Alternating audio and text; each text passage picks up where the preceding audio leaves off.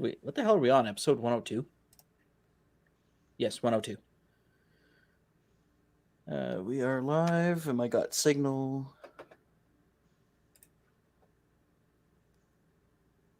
Looks like we're rolling on YouTube. All right. Intro first.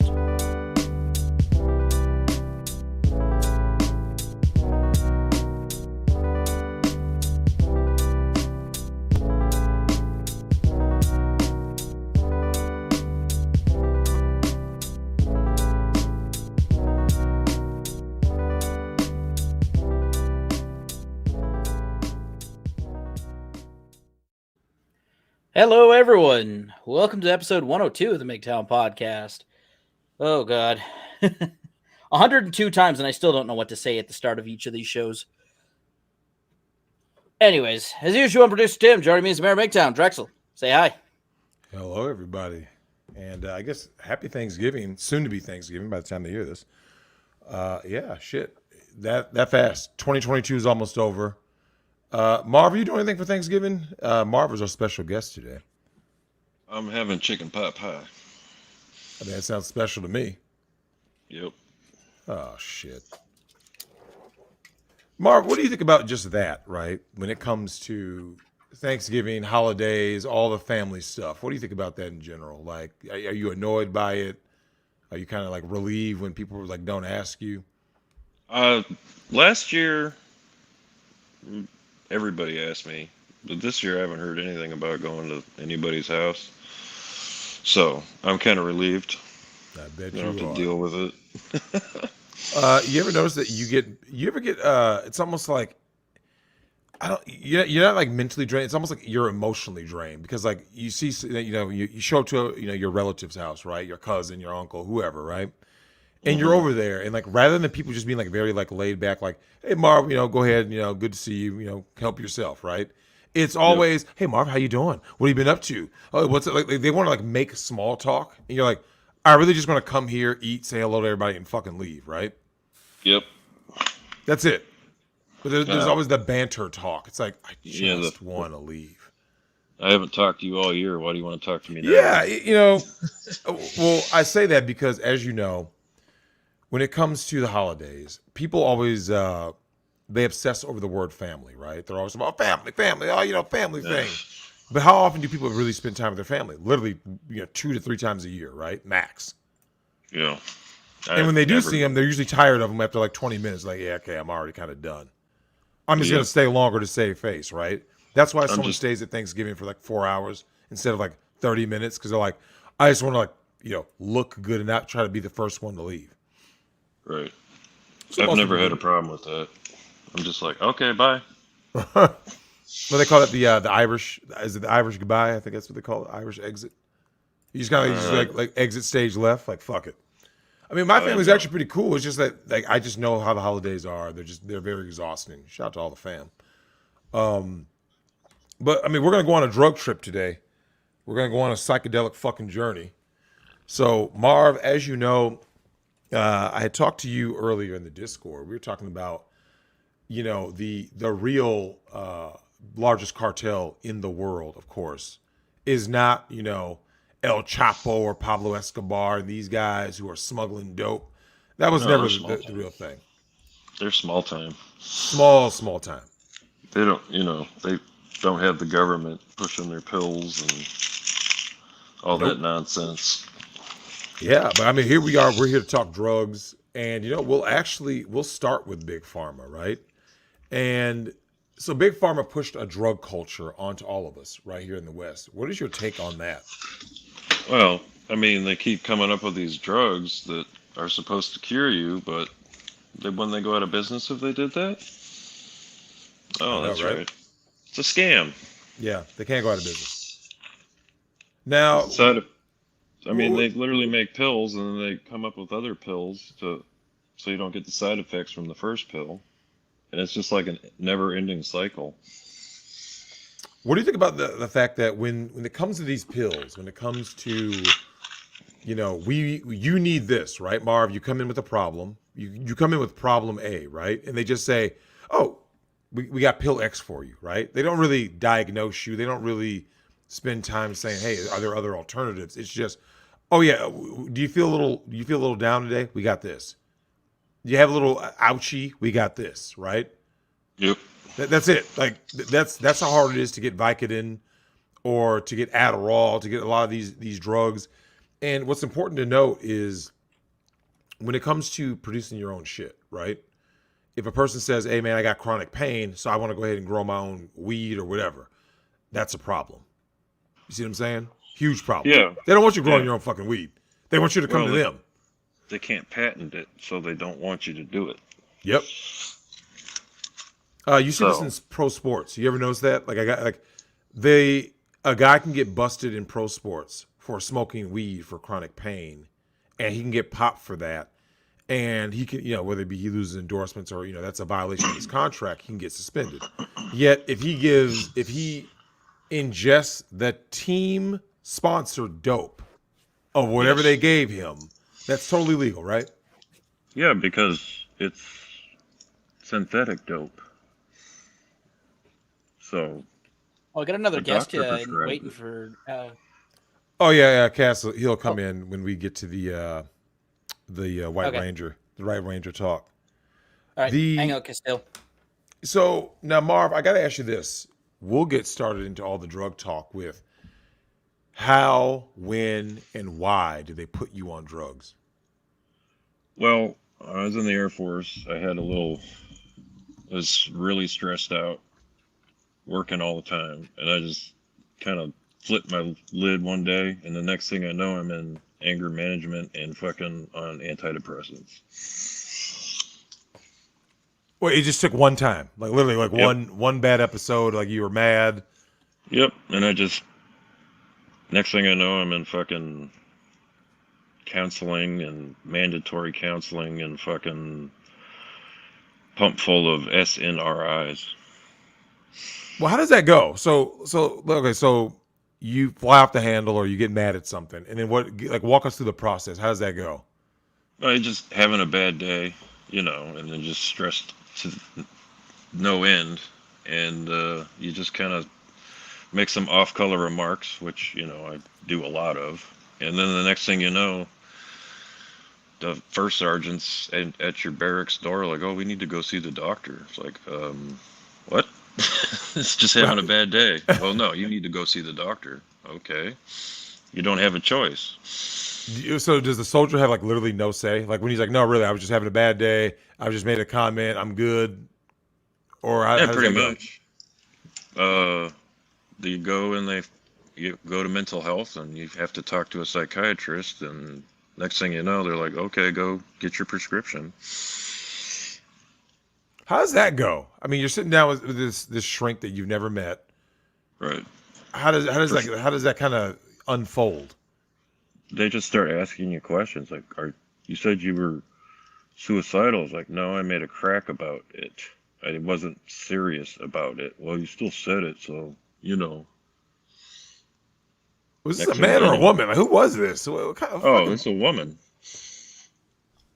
Have you ever met a female psychiatrist? What? Marv. Hmm. What do we know about women in positions of power where they can dope men and fucking sterilize them? Oh, yeah, they're gonna do that. Yeah. 11 times out of 10. Yep. So they dope you up. Did you ever get a chance? I mean, were you able to like hide the drugs, or did they make you, like watch you take them? No, well, they do a blood test. Oh shit, that's right. Ugh. So do they know like levels? Because they, let's say a person Yeah. takes it, but they take like not the No, daily they dose. can tell. They can tell how much you're taking. Yep. Oh, so you literally don't have a choice. It's literally like yeah. Because if you tried to fake them out, they'd be like, "Why are your levels down?" Right? Like you're supposed to Yep. be at this level with your drugs. Right. Right. Jesus Christ. Now, TFM has talked to us about the fact that if you are a veteran and you have a certain cold clearance, if you mention that you are struggling with depression or self-deletion, they literally can take away your cold clearance and shit, right? Was Yep. that TFM or was that Ken Jennings? Yeah, both I think. TFM and Yeah. Ken Jennings. Yeah, so Well, you basically can't even talk about your even though they always say like, Marv, if you have a problem, just go get help. But as soon as you go get no, no, help, no, no. they punish you. Yes, they will literally. The FBI is knocking on your door. The police are in your house. They do it all the time. Do they ever They warn don't. anyone about this? Like, does like a senior officer ever tell his subordinates, like, yo, man, this is how the game is played? No. Because they're a part of it, right? Yeah. Of course Well, they and are. actually, there's a ton of videos on YouTube. Actually, Nick and Bronco were going through them, a couple of them. The family will call and say like, "Hey, my son or my husband, he's saying weird things. He's got a screwdriver in his hand. Could you like just talk him down or something?" And they come over Uh-oh. and shoot him. Oh, shit. Wait, what? That's how it often ends, Drex. Like when you have one of those psychotic breakdowns, if you just run at the officer with anything in your hand, they will just shoot and kill you. Or Damn. they'll just shoot. Or they'll just shoot and kill you. You don't even have to. Yeah, run they'll at just them. shoot and kill you. You don't even need to run at them. God damn. Because and then if you happen to if you're having doubts or whatever, and you're like, okay, I'm not gonna do suicide by cop, and you give them time to set up, they'll set up like stun guns or the beanbag gun, and that never seems to help the situation. It just escalates it. No, I can police imagine. only. Police only. They don't. They only accelerates the things. They don't calm things down. No, but the irony is that the family's like, man, we need help. This guy's going through something real bad, and we need someone to come over here and, deal with it. So they send the police, and they just kill the guy. And it's like, well, there you go. You gave him exactly what he wanted. They need to. Well, Marv, do you think they need to start calling the numbers of other veterans to talk the guy down? Like someone that they know, that they trust, that can kind of like, hey, buddy, heard you're going through something rough. What's up? You know what I mean? Do you think that's a better option? Yeah, because seen- other veterans know what's up, There was so one that would video make sense. where the cop was a veteran. Like he did a tour in Afghanistan, and it was a veteran who was going to self-delete. And he's like, man, I was there. I was there in Kandahar and Kabul. I watched people step on IEDs. Damn. And he just kind of talked him down. He was holding a gun to his head, and the officer was also a veteran. Because that's actually pretty common when you leave. You do a couple tours in Iraq, and you're just never the same person again. You just they'll discharge you out of the army, and then you just get a job as like a county policeman. Mm-hmm. Which for 9 out of 10 days, nothing ever happens. You're writing traffic tickets.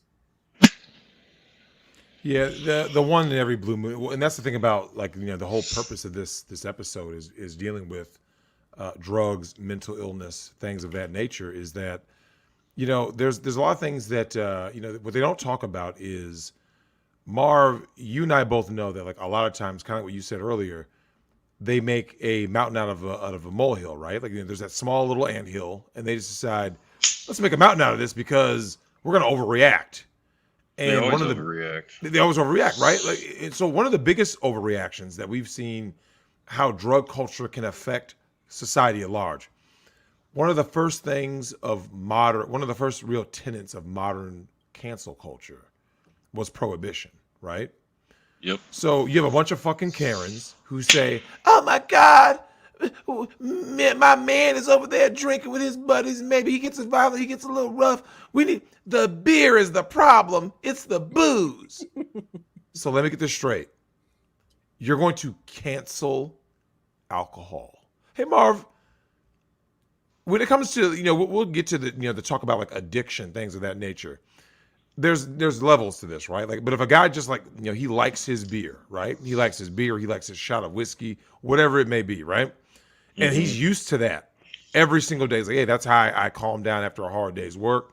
Well, let's face it, back then guys were in factories, guys were building railroads. There were dangerous jobs, right? Yep. Imagine shot of that just getting whiskey, cut off. Like if your tooth was hurting, a shot of whiskey would make that go away. Yeah. But imagine that though, right? They didn't have dentist drills back then. Yeah, overnight.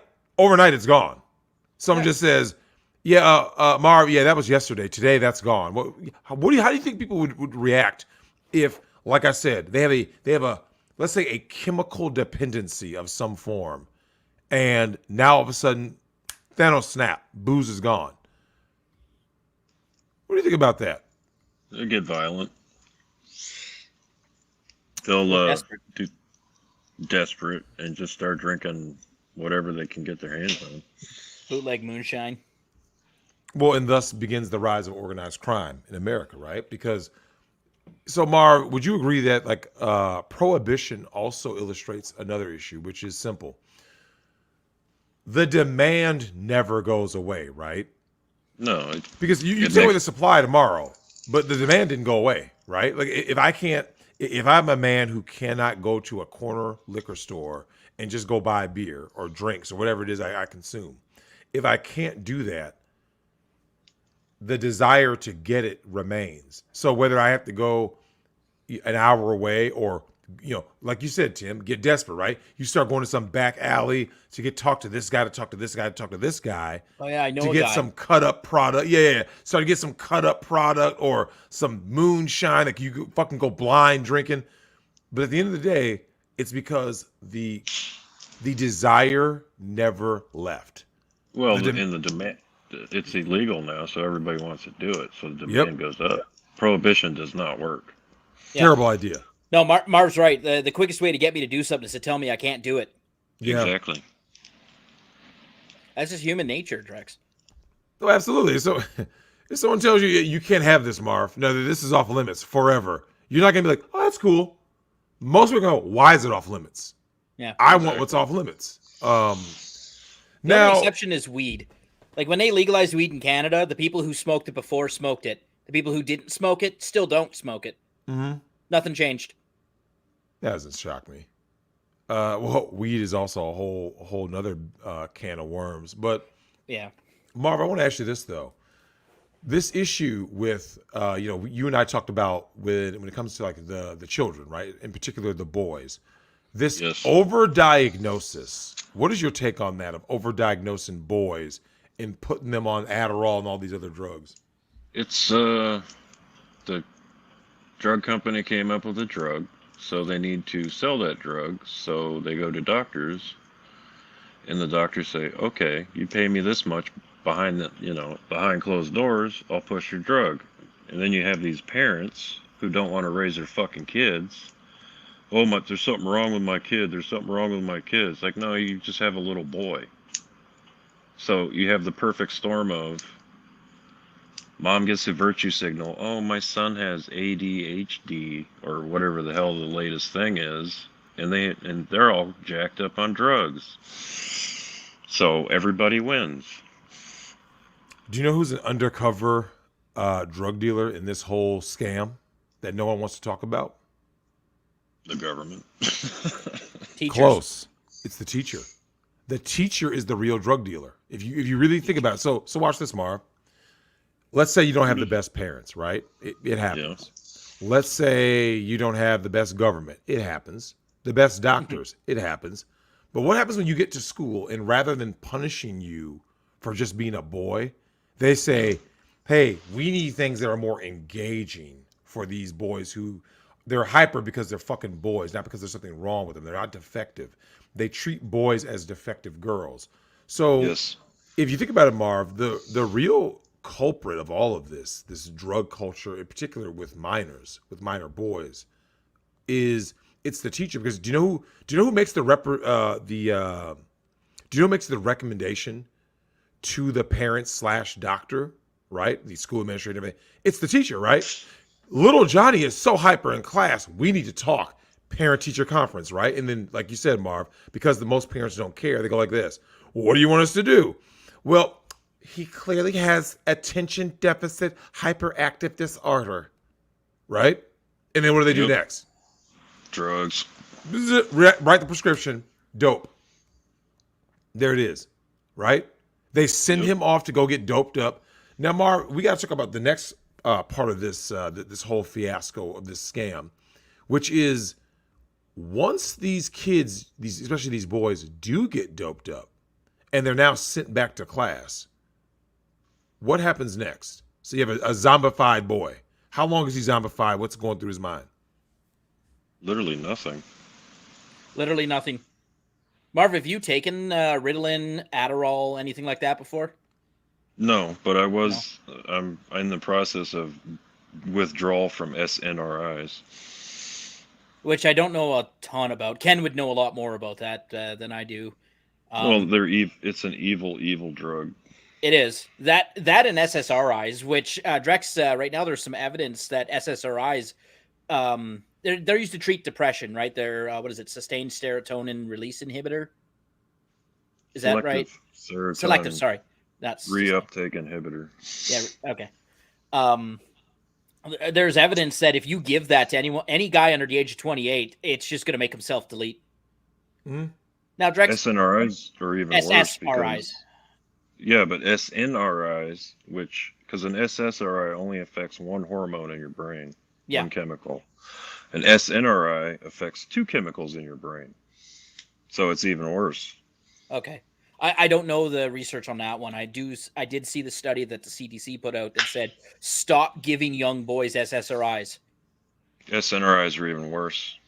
Okay. When SNRIs were approved for children in 1993, what happened after that? The 90s. Kind of funny how that, school shootings. I'm just saying.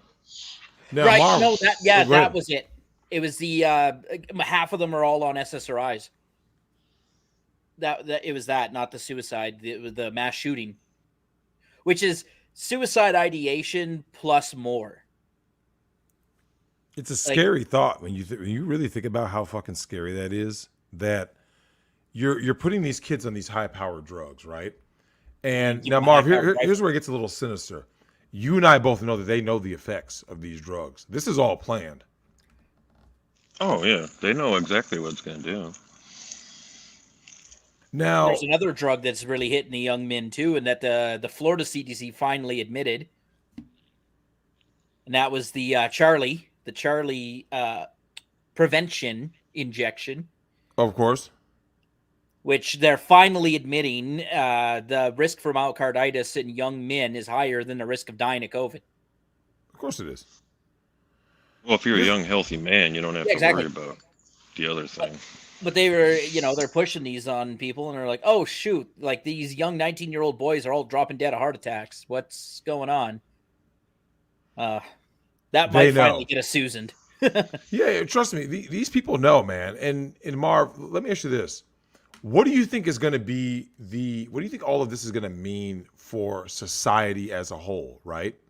Is that, you got all these people getting overdiagnosed. What does that mean for society? That you're going to have a bunch of zombified people who, as you said earlier, these are boys getting these drugs early on, ready to fucking snap when they start to come down from and they start to have withdrawals, or they just have a, who knows, maybe a manic episode or depressive episode like this. Snap, right? Yep. You just lose it, man. So what do you think about how many ticking time bombs do you think are out there who are, as of right now, they're basically like Manchurian candidate zombies, right? Like they're just kind of like walking around like, I'm just anybody and everybody who's on these drugs is a potential threat. Now, what have you noticed to be like triggers in your own life that you've seen? Like someone's on certain medication. Have you noticed anything? Just stress. They get that dead stare, and they're just ready to snap. Like Full Metal Jacket, when Gomer Pyle's sitting there and he's just staring. 1,000-yard stare. Yeah, Vietnam. Zombie. You're just a zombied out, and somebody says the wrong thing, and you're just ready to go off. Yep. So in Full Metal Jacket, the 1,000-yard stare is what you do when you kill your first human, right? No one who's ever not killed a man doesn't know what it's like to kill a man. Well, no one can describe it. He was pushed to the point of he just couldn't handle it, and he killed somebody. And that's actually related to the rise of HMTs. Oh yeah. Well, a lot of when it comes to HMTs, a lot of these situations are they're almost always relationship based. Mm-hmm. Like you are in the highest stress. Yeah. The stress from the relationship. Now, Marv, let me ask you this. When you were in the service, I'm sure you heard about guys being under tremendous stress while they were, I'm assuming married, but I'm assuming, obviously dating also.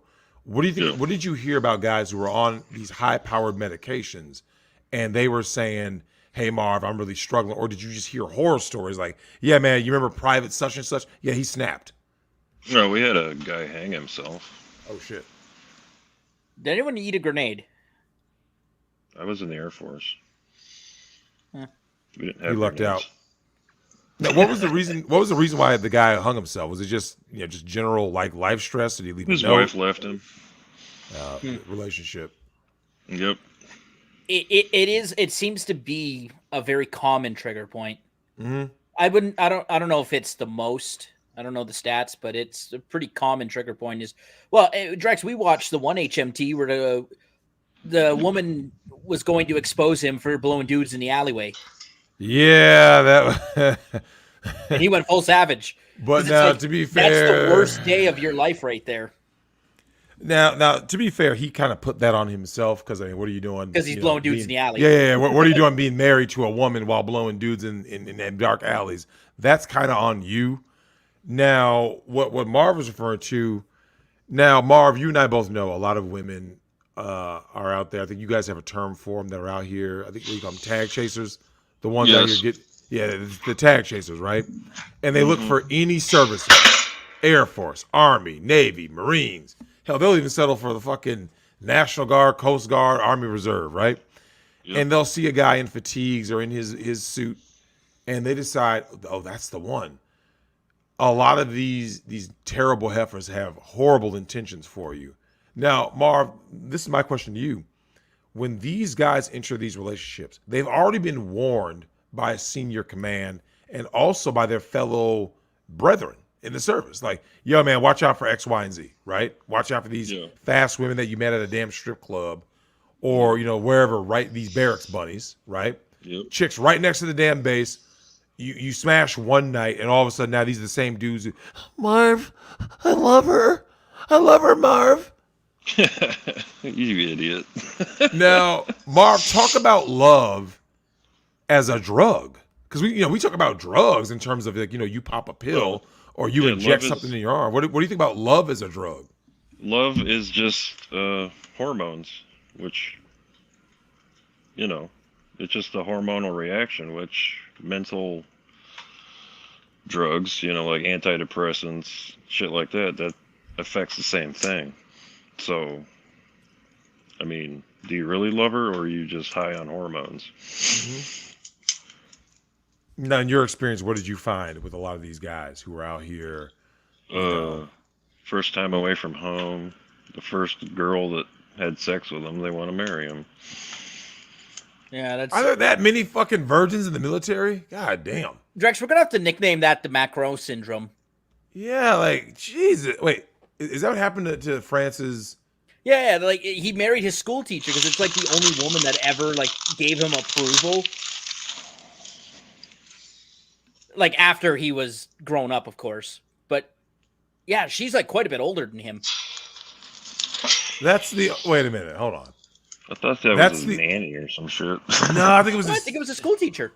Oh shit! Hold on, because the meme is that when they have photos together, he's like a little baby that she's holding, and they just Photoshop his face over the little infant that she's holding. Okay, so this is the guy. Jesus. I could have sworn it was his primary Drex, and not his high school teacher, Drex, his primary school teacher. French are weird. Bridget Macron. Okay. Yeah, Bridget. So where do you wait? Okay, so is Macron's wife his teacher? So they have 3 kids together. Yeah, because oh jeez, how the fuck did this even happen? Is this where we're at? Like, no, Marv, is this what love as a drug means for some of these dudes? Is to literally marry their damn first woman that's nice to them, and they just get some kind of hormonal reaction that imprints their, it's like a baby animal seeing you instead of its mother for the first time. It thinks you're mommy. Yeah, Drex, you know men who have fucked up relationships with their mothers. Their dating game is really weird. Okay, yeah, they all want mommy doms. Yeah, right. It says in 1993, at the age of 40, she met. Wait, hold the fuck up. Whoa. Wait a minute. This story just got weird. Emmanuel In Macron is 1993 not old. He's pretty young. So in 93, at the age of 40, she met the 15-year-old Macron in La Providence High School, where she was a teacher and he was a student. And a classmate of her daughter, Lauren. So it was a high school. I had that part mistaken. My theory about school teachers isn't wrong. There's more sex offender school teachers than there is anywhere else in the world. I mean, why do you want to be around kids all the time? Right. Most people don't even want to be around their own damn kids, let alone other people's kids. Exactly. Yeah, they actually proved that when the Catholic Church abuse scandal came out, it's no higher percentage than any other child proximate profession. Scouts, right? Teachers, priests, anything that's around children is going to attract perverts. Correct. Jesus. And there's more female perverts. I mean, come on now. Oh yeah, we can't say that though, Marv. They're white chicks fuck dogs. At least dudes don't. I mean, Drex, there's a lot of men getting pegged out there. You don't think they've looked at the dog once or twice? This chick is 69 years old, fam. He is married to a... Come on, man. This dude's a fucking lame. Now, how'd she look? Like, I would say the wall was pretty kind to her, but money will do that. Yeah, she's paid to have certain looks. And I can tell she was definitely probably obviously more attractive in her younger years. But there's no excuse to be marrying a chick 25 years older than you as a man. That's insanity. Yeah, they should have had the Migtown podcast around back then. No, it's supposed to be the other way around. Yeah. Well, the other way around is more beneficial. Yeah, that's the Bronco to both parties. Because he met his wife. Jesus. Andrew said he met his wife, when he was 40? He's 40. Late 40s? No, he was 40. She was 26. 25. Yeah, 25. I believe. Which is not unusual. Yeah. That's like that's an appropriate age gap. Yeah. That's like the normal second marriage. And it's a biological advantage if you're intending to have kids again. Yeah. And plus she gets the resource advantage. Yeah. Now, when it comes to this guy, I don't know. Now, when it comes to the guys in the service, though, Marv, what did you notice was like the mitigating factor? Like how often did other guys get caught up in drugs, either love being their drug or lust? Or did you see more often it was what happened to you where they were being prescribed things? Wait, meth? They're either prescribed things or illegal drugs. How many servicemen are out there doing illegal drugs then, do you think? A lot. Damn. Now, are they trying to self-medicate? What do you think is the main reason they're doing all that? Self-medicating. You can't take this young kid, an 18-year-old boy, and throw him into the world and not have them sometimes get caught up in bad shit. You know what I mean? There's a reason why they want young men, because they're impressionable, and you can, and if they start hanging around with the wrong crowd, they're going to start doing all kinds of nasty shit. Well, yeah, they're definitely easier to mold. One of the things I find crazy about, like, when we were talking earlier about guys being like zombified and stuff. So Marv, they put you on this bullshit. Describe like a day in the life. Are you just like are you literally like just kind of like in a haze? Like when someone says, I woke up and then at some point I went to bed. Like what happened in between? I don't remember. There's literally years of my life I don't remember. What, years? Yes. So someone can be like, yo, Marv, hey man, you remember that game that we watched, we went to see in 2006? You're just kind of like, wait, no memory. Exactly. Damn. It's just kind of like you just go through, you're on autopilot. You know how, like when you drive somewhere and then you get there and you're like, I don't remember driving here, because, you drive there so many, like you're driving to work. It's something you do every day. You just don't remember it because you're basically on autopilot. That's what being on those drugs is like. Because you can do like I said, they always talk about that term functioning addict. I want to ask you about that. When it comes to a functioning addict, right? Describe what that's like. So because the person can like do their job, right? Like whatever functions they need to do during the day, right? They gotta whether it's taking care of kids, whether it's seeing about the wife, going to work. So they can do all of that, right? Like they they would and be functional. Right. And yet they're literally just like numb, like the whole time. They're just kind of like in la la land. Yeah. I mean, some people have to do that to get through the day, and other people are just, that's just how they function. And it's just, you're like, I worked with a guy who was a high functioning alcoholic, and I don't know how. It's like, if I drank as much as he did, I would literally be fucking dead in a day. Because, the guy would drink a bottle, a fifth of vodka a day at work, and like, he wasn't drunk, and it was like the weirdest thing. Could you smell it on his breath? Oh, fuck yeah, you could. Oh yeah, okay. But, so he must have reeked wherever he walked, right? Well, yeah, he thought because it's vodka, it doesn't smell. He's one of those guys. Yeah, it's basically water. Yeah, put it in a water bottle, maybe. No, yeah, I always had a big gulp cup. Of course. That's so fucked up. That was literally a Family Guy joke with Brian. Yeah, now I gotta try that sometime. Yeah, the dude's literally sitting around with a big gulp, just filled with alcohol. It's like, that Sprite doesn't cover up the smell. Try High C or Coca-Cola. I don't know why. Idiots. Yeah, see, with the rum and Coke, it doesn't leave a smell. Like, it's just too much sugar.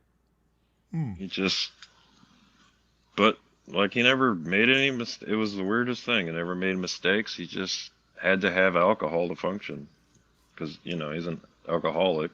And now, Marv, what do you think about tolerance? Just like, when it comes to not just drinking, but just drugs in general. What do you think about just people building up a tolerance, and like the body is that amazing, right? Like, well, you can build up a tolerance to Tylenol. Anything that you put in your body that isn't like something your body needs, you're going to build up a tolerance to it, and that's why you have to take more and more drugs and more heroin, and because your body gets used to it. So in order to chase that high, you got to keep going until eventually your body gives up. Or even if you're just on pain meds, like Ken has said, he's got a tolerance to morphine. He's got to take a dose that would stop a normal person's heart. Damn. Same with, same with anyone who's got chronic pain. They get a tolerance over time. So it was just like you remember House, right? He's always taking the Vicodin, and he developed tolerance over time. So he had to keep taking more Vicodin. I mean, like, as an existence, I think that would suck, right? Like having to constantly just be aware to manage your pain, right? Like, now, Marv, you've talked about guys getting surgeries, getting injured, where they're getting discharged. What have you learned about addiction through, basically, let's say addiction through necessity, right? Like, a guy fucks up his back, or he gets a neck injury, or whatever, maybe it's some other crazy injury. What do you think about that when he's getting prescribed legal drugs, and there it is, and he's like, hey man, I just need these for my pain, and over time you see him kind of descend into that? What do you think about that? Well, it's you're a man, so nobody cares that you're in pain all the time. You just have to keep working until you die, and you just keep going and going. And in order to keep living, you got to do higher and higher doses until eventually same people giving you these drugs are the ones that accuse you of being an addict. It's like, well, you're the one that got me hooked. Mm-hmm. It's just like, it's insane. And I hate it, Well, now, when I'm sure you've been out there in the world, when so you're saying you're coming off certain dosages, and we'll talk dosages. Like, what do you think about like the mental health of a person while on drugs versus while they're off drugs? Before I was on these pills, these drugs, I never had a suicidal thought. And then once they put me on the max dosage for my body weight, I thought about it all the time. It's like, well, wait a minute. I didn't have a problem before, but now I have a problem. Did you ever talk to them about this? Yeah. What do they say? Oh, it's just a side effect. So, well, it's one hell of a side effect. Wait a minute. They say the side effects. I mean, we've all seen these stupid commercials, right? Where it's like, side you effects may include death. Yeah, it Your may heart's death stopping. or self-deleting thoughts. You're like, wait a minute, but why would I be taking something that makes me think about deleting myself? Why is that a positive over like I just feel a little blue today? Well, exactly. That's what it's just because they get paid to push. They're pushers. You know, Damn. that's all doctors are. They don't fucking care. Yeah. Now, Marv, when it comes to coming down, coming off of this, right, as you're weaning off of the drugs, right? Yep. Describe how like your day typically goes now. Now as you're coming off those drugs, like Kat had said that like I said, I've told you that I'm proud of you for doing that because, as you know, I've said a lot of times. I said, look, man, a lot of people are out here using these drugs, not understanding that that's what's killing them, right? Whether like Yeah. psychologically. Now, Marv, do you think it kills you spiritually also to be for people Oh, to be on these drugs? Like, most obviously they're definitely. zombified. You don't want to do anything. You don't give a shit about anything. You're just a zombie, which is what they want. So do you think that's the nihilism that causes so basically it's like this. The person feels a way. They go to get Right. the drugs. The drugs cause them to have these crazy thoughts. Right. Then something triggers them while they have these crazy thoughts, and that's when like the real bad stuff comes, right? Yes. Because the drugs are supposed to keep you from doing those things, but yet they cause you to do that. Well, at least they caused me to think that way. And it's just like an endless, and then you feel bad for thinking that way, and you just get into a deeper. It's like it's like somebody threw you in a toilet and flushed it. Mm-hmm. You can't stop yourself. I mean, is It's it daily or is it only when you take the drugs? I mean, can a person ever not feel this oh way no, when they're not, or is it just the an only all day the only occurrence? the only time I personally felt good was right after I took it. Mm-hmm. Because you're literally addicted to it. Your brain has been chemically altered to need this drug. And if you miss a dose, you will get the worst withdrawal symptoms. You get this headache, and it's not a normal headache. There's nothing you can take for it. It literally feels like somebody's stabbing you in the center of your brain with an ice pick. Just like constantly. It's not like a constant pain. It's like stab, stab, stab, because your brain needs those chemicals. Because you've Really? been hooked on something that alters the hormones and the chemicals in your brain. Now, if someone becomes like basically self-aware, right, and they say, "Hey, man, I'm gonna go to the doctor and let them know, this medication is really messing with me." What have you heard has been, or if you went through it yourself, what has been the doctor's response of someone saying, "I want to take control of my life and get off of these drugs"? They get mad. You're They don't costing me like it. my whatever subsidy. Well, they want you to keep coming back because then they charge you for the visit, Yeah. and then they write a prescription. So they don't want you to stop. And And it's then exactly. Oh, sorry. Go ahead, Marv. if you say, well, this is causing these side effects, I've got ED from it. I've gained 40 pounds because my fucking hormones are all testosterone is not existent. We'll take this drug with this drug. It's like, no, Well, and maybe these I don't drugs are need this filled with drug. fucking estrogen, right? Some of them, yeah. Because they I mean, basically like lower your desire to do anything, right? Like as a man, you're basically kind of like sitting there, just kind of like I just don't feel like doing shit. Yeah. I mean, Also, how if do you you think? switch your prescription, you can put on a shit ton of weight in a very short amount of time. Well, because especially the SNRI, it affects serotonin, and I can't remember how to pronounce it, but the N in SNRI is in your brain. It's a chemical, but once your body releases that chemical, or your brain releases that chemical, it affects all. It's what regulates the hormones in your body. Norepinephrine. That's it. Norepinephrine. I can never remember how to pronounce it, Yeah, norepinephrine. It's but that does two it's different things really in your body. yeah. Epinephrine is what they use in EpiPens. That's when you have Right. a you stab yourself in the thigh. That's epinephrine. Norepinephrine, I believe, is the counter. It's the blocker of epinephrine. Well, in your brain, it's what triggers your fight or flight response. But when it's in your body, that's what tells you the glands in your body to release hormones. So Yeah, like it's testosterone, um, the things like hunger that. hormone, whatever that one is. Right.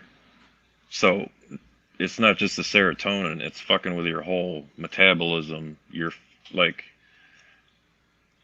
when I was like on the max dose, I literally had people threatening to kill me, and I just stood there like, okay, and because it fucks with your fight or flight response. Yeah. All right. That's gotta Yeah, be I can weird. pull. Oh I'll yeah, pull yeah. our Because other guest in. we're gonna pull our other guest in because we're gonna have this discussion about, as we all know, the moment when a very particular somebody who affected a lot of us during our childhood, which is one and only the White Ranger / Green Ranger, which is Jason David Frank, right? Who died unfortunately at 49. And Cash, you want to go ahead and introduce yourself? Hey, can you hear me okay? Yep, we can hear you. Yeah, my name is Castile, and the Power Rangers was one of the many shows I used to watch as a kid when I was in elementary school, and Jason David Frank was one of my favorite people of the cast because he just, I mean, when he debuted as the Green Ranger, he just kicked everyone ass. He's just kicked everyone else's ass with complete ease, and he was just completely, just cool. And green was like a standout color, Yep. because I was aware of every other color in the rainbow, but green wasn't shown as much. So when I saw that, I'm like, oh shit, it's fucking sick. And he did a lot of cool things when he finished after he was done with the show. And one of the things I regret not doing is meeting him and possibly learning the martial art that he came up with, because he, from everything I've read about him and from people I've spoken to that met him personally, he seemed like he was a really decent guy. So when I heard about this, it hit me pretty hard for many reasons, mainly because he was, as much as I hate to use this word, sort of an idol of mine. And the other reason why it hit me hard is because I have the thoughts of self-deletion all the time, and it got really bad last month. But at the end of the day, no matter how hard things are, or no matter what's affecting you, you should never ever consider that, because there's no coming back from it. You Now, don't know Castile, what what's the trigger? Like, what do I was talking to Marv earlier about this. Like, what are the triggers that causes people to have that part of the thought about the self deletion? I think the main root of it is if there's already something, if the thought's already there, like you're not really aware of them, but they're there, and then once they take a hold on you, then if you're not already affected by your environment or what's going on around you, they just amplify from there. If you are exposed to shit, like, say, if in my case, um, you know, there are some people that get told no all the time, that are or that are disrespected, that are that are just treated like absolute fucking garbage, and some others way worse than me, because there's physical abuse and all that other shit that comes into play.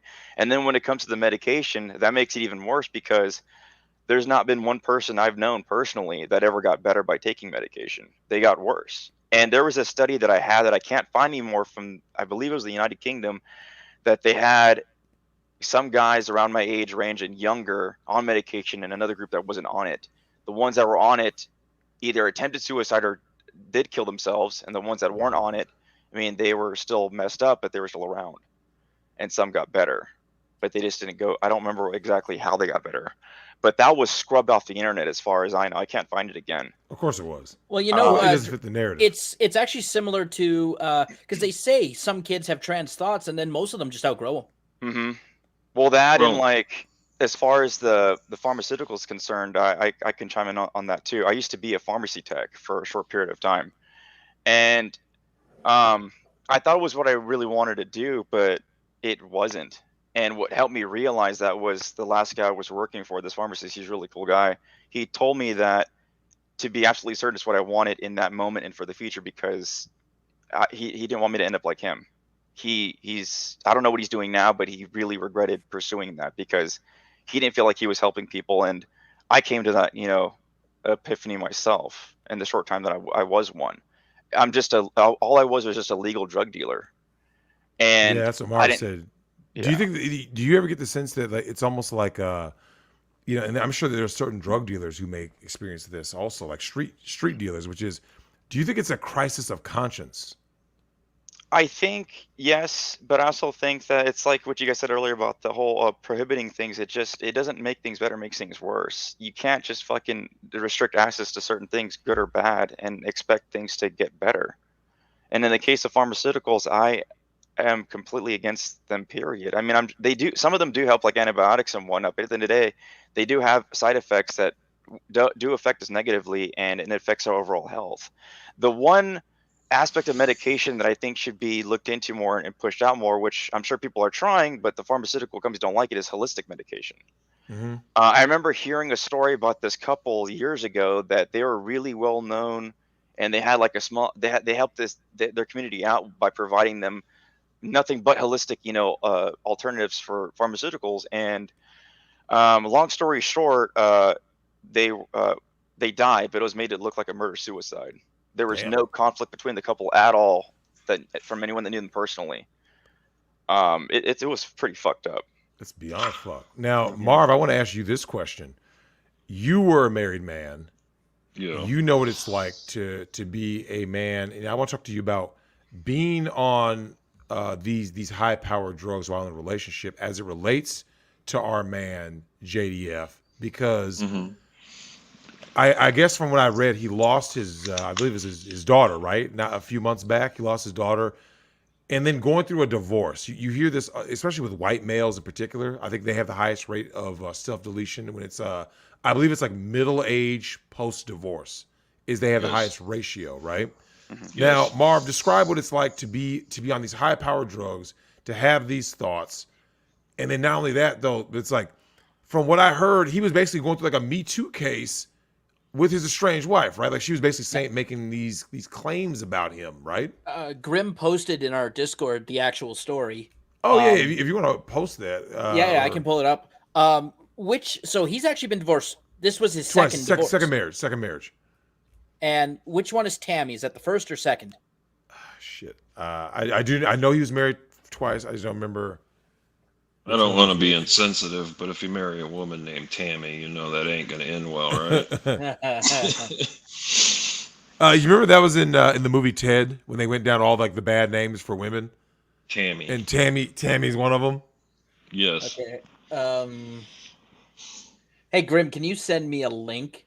Okay, so Tammy is the new wife. Shauna was the first wife. Okay, yeah. Okay. So I have to read this. I can't show my Discord because it'll have a bunch of private DMs.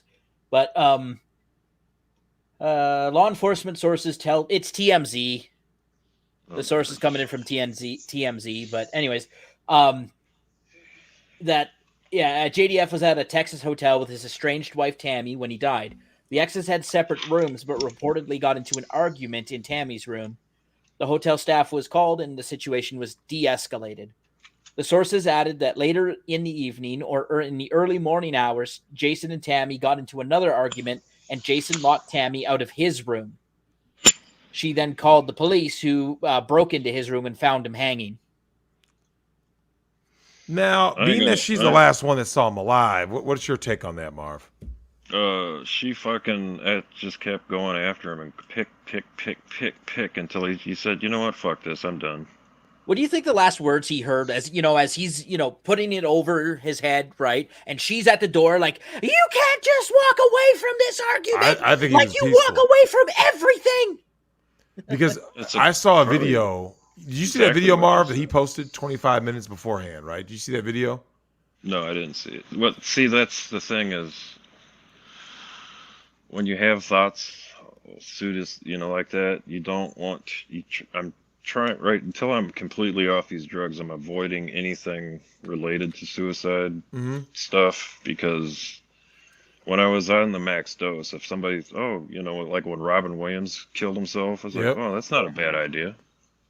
Is it does the drugs really make it like that nonchalant? That's a major thing, right? Is it? You're just kind of like, oh yeah, sure, like yeah. Well, he did it. Why can't I do it? Jeez. You know what I mean? That's fucked just up. Like, what the fuck? And how are these people not in fucking federal prison, man? Like, because you should be in prison. Obviously, they're all part of the same team. The wall or prison. Government you should be in prison for giving people this kind of high-powered drugs when you know that. I've always believed and you know, I want to get your take on this, Marv. Diet, exercise, and discipline, right? Okay, you want therapy is designed for females. All this shit is designed for women. They don't know how to treat men. You know what I do when I feel blue? I go outside. I go fishing. I Yep. work on my boat. I do yard work. I just do something that isn't sitting on my ass in front of a television watching Netflix. Yep. Or talking about your problems. Oh, Well, fuck that Yeah. shit. well, now, Marv, I asked sure. you that because when it comes to being married, though, right? How do you think most guys who, you know, you just said it, right? Like, you know, a guy can have that thought like, oh, that seems easy. What is it that about when a man is married, right? And he's going to get his buttons pushed and pushed and pushed, and and these divorces in particular. Do you think that these allegations, and you know, just plus, let's face it, a lot of people view divorce as like failure, right? So this is like, in his mind, probably a second failure. Do you believe that Yeah. contributes? Well, men see it as a failure. Yeah, I mean, for women, it's a come up. Well, yeah, they threaten it all the time. So, Yeah.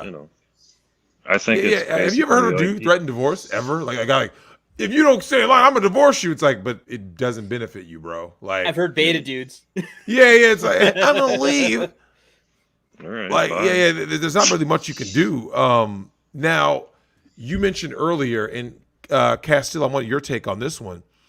Necessary outlets, right? Marv just talked about, you know, going out on the boat, going to just fix some shit, just going outside. Like, what do you think about that? Like, you talked about your own thoughts and your own struggles.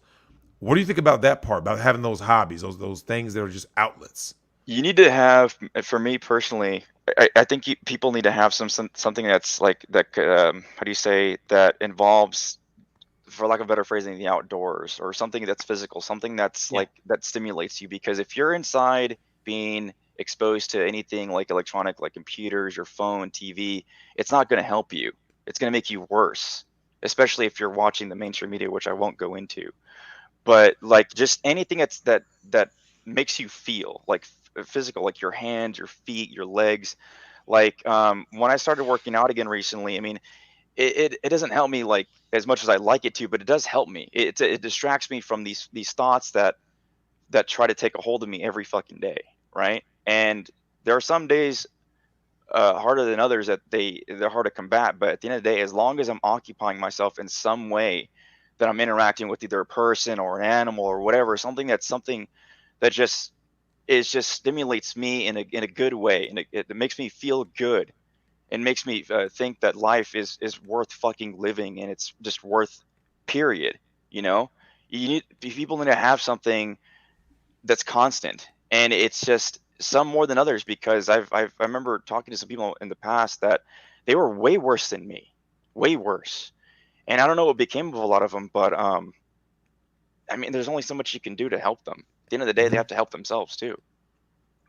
Now, But what is the root cause of that, though? Like, in terms of, and here's what I mean by that. A baby is born, right? We look at most babies; they seem to be pretty happy-go-lucky. Where is it that it starts, right? In your general opinion, where do you think that, you know, there's a point where like a lot of kids start feeling? Do you think it's middle school where the cliques start and all that? Do you think it's something else? it starts with the parents, for me, in my opinion. And like if the parents end up splitting before they can even realize what's going on, then, well, yeah, just I know that not all couples are, entirely not dysfunctional, and no one's perfect. But if how do I say this? If the relationship isn't too strained, and you can make whatever issues are you know pertinent, or too really pressing at the time, if you can get past them, make it work, then make it work. But if you can't, if you really have to split, as much as I hate to say this, then split. But if you can make it work, make it fucking work for the sake of your kids. Because if it falls apart, that kid falls apart themselves, and then they end up becoming worse off for it. They don't know, they won't know how to deal with bullies when they're in school. They won't know how to deal with when it comes to handling situations when they're talking to the opposite sex, so just basic interactions. They won't know how to handle authority when they need to be able to, when they're acting out of line, et cetera, et cetera. I firmly believe that it starts at home with the parents, and then it goes from there. Now, Marv, you and I have talked about this in the Discord many times, which is because our Discord is basically a nature of getting a place where guys can just finally talk shit again. What do you think about the nature of friends in dealing with like mental health issues? Like finally having someone to talk to and just to let it out. Like I'm going through some serious shit. It's important because, and it's hard to, because most people don't want to hear it because it's taboo. You know, they don't care. They have their own issues. So finding somebody who's willing and like genuine about talking about it is very important, but it's almost impossible. But it's you know what I mean? You gotta like find somebody you can trust who isn't gonna just use it against you. Well, Marv, for guys, I mean, the only place that you can cry as a man is in front of other men. You know? No. The only acceptable places to cry is in the shower. I don't even cry in front of my dogs. Listen. No, there is truth to that because why do women cry, Drex? Sympathy and attention. Yeah. Right. Men cry because sometimes the weight of the world is too much, and you just got to get it out of you. But healthy way to do that is private and alone. Right. And you deal with your own demons, and then you can go back out into the world. You don't make everyone else. You don't push your problems onto everyone else. Well, no, but what I mean by that is like if a guy goes through something like I'm talking like a real serious shit, right? Like, his war buddy died or something. Oh, yeah, something crazy. I don't mean like general, just like I had a rough day. I'm talking like serious someone stole my shit. parking spot at Target. I'm gonna I mean, Terrence Pop talks about when the custody battles and things that men go through, and like I can assure you, all those guys are like, oh yeah, man, it's never okay to cry. Try losing access to your fucking kid, getting kicked out of your house, losing half your shit. You know what I'm saying? Like Marv, you've seen these stories, right? Yeah. And you see these guys have like complete breakdowns, right? Like they literally lose everything. Well, they literally kill themselves. Yep. So yeah, or even worse, murder suicide to kid. Yeah, that's it happens rough. a lot more now. Yeah, that's a different situation than like I just had a bad day or like I'm referring to like the serious shit.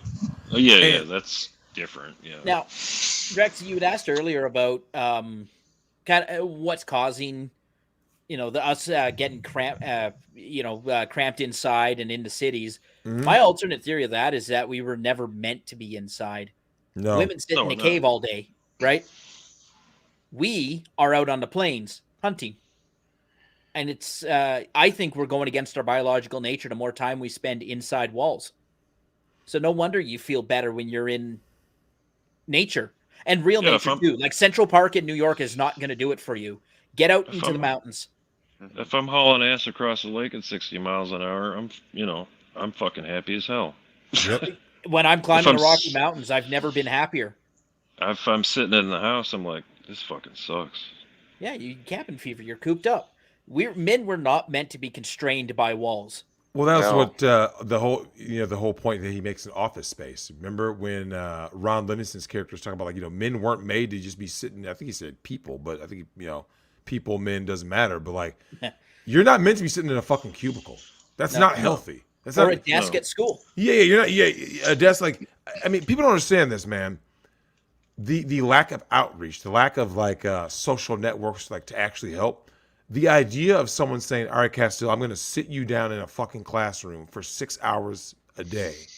And you're going to have this small window where you eat lunch and a small window where you go outside for recess. That's it.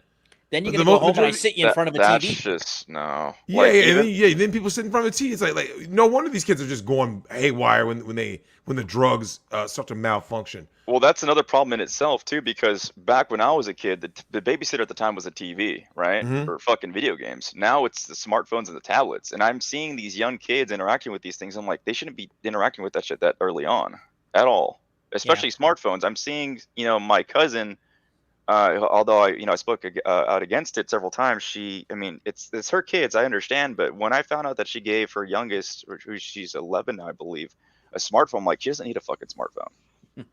Yeah. I didn't have a phone at all until high school, and even then it wasn't mine, it was my mom's, and I only used it to call her to pick me up, and that was it. Now, Drex, you grew up in the era of gaming where you actually went outside to the arcade. Yeah. Right? It's which a is significantly It's just, It's different. I can just pull the muscle in my back. Are you fucking serious? Welcome to So I 40. know I'm fucking old. Yeah, right. Am I? You ever done that? Like, I literally like tweaked my body. I felt like something like a twinge in my back. I'm like, are you fucking serious? Didn't you just turn 40? Yeah. Yeah, you did. Yeah. 3 weeks ago. Wait Well, till that didn't take long. Holy wait till you're shit. wiping your ass and Yeah. you feel your back pop. You're like, oh, Yeah. Like, I literally, how do I I get literally off the didn't even do toilet? anything. I mean, something went in my back. I mean, hell, it happened to Nick. Well, let's talk about Nick later. That poor guy. The crazy thing is though, is like you have these things happening, and Marv, something that a lot of people don't know about is stories from the dreaded VA home, right? And can you like let people know how they treat veterans? Because a lot of people think Like, that the shit. VA's on the up and up, and they treat veterans well. You want to know how the VA treats veterans? Everybody saw it during the supposed COVID thing. All right, they kept you away from your family. They neglected you until you died, and then the government paid them for it. That is literally what goes on in the VA. That's what happened to my grandfather. Is there Exactly. anyone who thinks the veterans are treated well in America? You'd be Like, amazed. is there any person who Oh, thinks you'd be amazed. They're called Republicans. Yeah. Conservatives, like because remember, who goes the hardest for the flag? It's the right. They're all America. I'm like, you do know that this country doesn't give a shit about you. Look at how they treat you. That's not true, Drex. I mean, someone served. Okay, yeah, they served in the military. How are they treated though? Like shit. basically like homeless people. Like, Yeah, Drex, you ever have worse. a panhandler come up across your car when you're stopped at a red light? Yeah. You're like, move, get out of the way. I'm trying to go here. Yeah, the benefits for veterans are soaked up by single moms because single moms are large consumers. A lot of people don't know why the government treats veterans like shit because most of them are men, and most of them are men who probably need some form of help, but yet they're not going to get that help and start buying iPhones. You see what I'm saying? Well, that's not what they do. Well, they train you to be treated like shit, so you're just like, oh, okay. Yeah, homelessness. Yeah, that makes sense, right? Like, yeah, I'm supposed to be living on the streets. Like, no, you're not supposed to be living on the fucking street, bro. Well, like, we trained you to sleep outside. What's the problem? Yeah. Now, Marv, what do you believe that the plans that the military has for its soldiers while they're in the service versus out? Oh, when you get out, as soon as you're done out processing, they're like, okay, get the fuck off the base. Don't come back. They don't give a shit.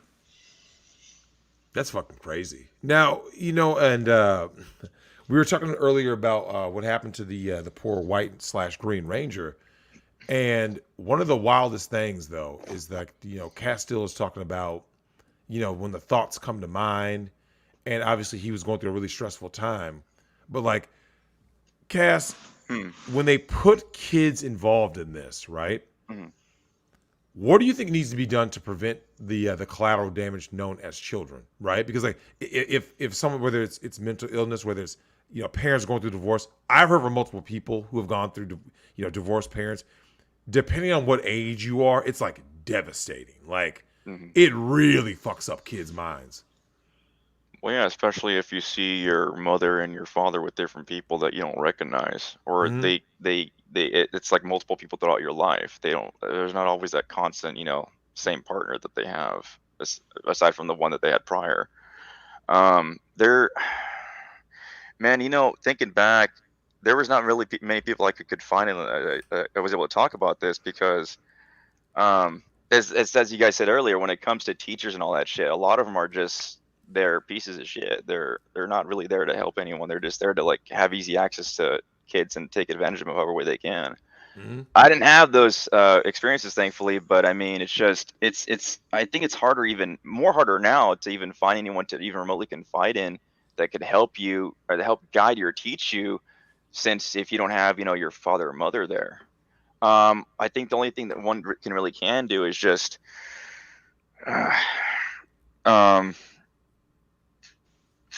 there has to be at least one or two family members that the kids can turn to. There has to be. I want to believe that because that's all I can think of right now, as much as I hate to admit it. But if there's not, then don't go to the hood. Yeah, I mean, yep. there's no other alternative I can. Well, Unfortunately. Tim, I think Tim has talked about how, I mean, obviously like in Canada, growing up on the res is like growing up in the black ghettos in America. And so, Tim, mental health in the Native American community, along with obviously we know the well documented alcoholism and all that. Run us through how the Native Americans treat drugs, addiction, and, all of that kind of stuff. So a lot of there's a ton of drugs, tons of alcohol, and it's all for the same reasons as the ghetto. The difference between the ghetto and the res, you can get out of the ghetto just by hopping on a train, right? You can get over to a nice, pretty good. You can get out of the shit part of Chicago. You just hump on a train for 20 minutes, and you get to a decent mall, and you can just hang out and get away from everyone. Yep. Right. That's not an option on a res. Most reses are like really isolated in crappy areas of northern Canada. So all you have are drugs. There's no entertainment. They're not big enough towns to have malls or movie theaters or arcades. You don't have internet in a lot of houses. Most of them can't afford internet, or your house is so damn cold that you can't turn your PlayStation on. Holy shit. Like you literally go to bed in a snowsuit. God damn. So that's what's driving it. All right. I could pull up an article from maybe 7 years ago. There was a reserve called Saskatchewan that had 3 11-year-olds had a suicide pact. Holy shit. And deleted themselves in a week. At 11? 11.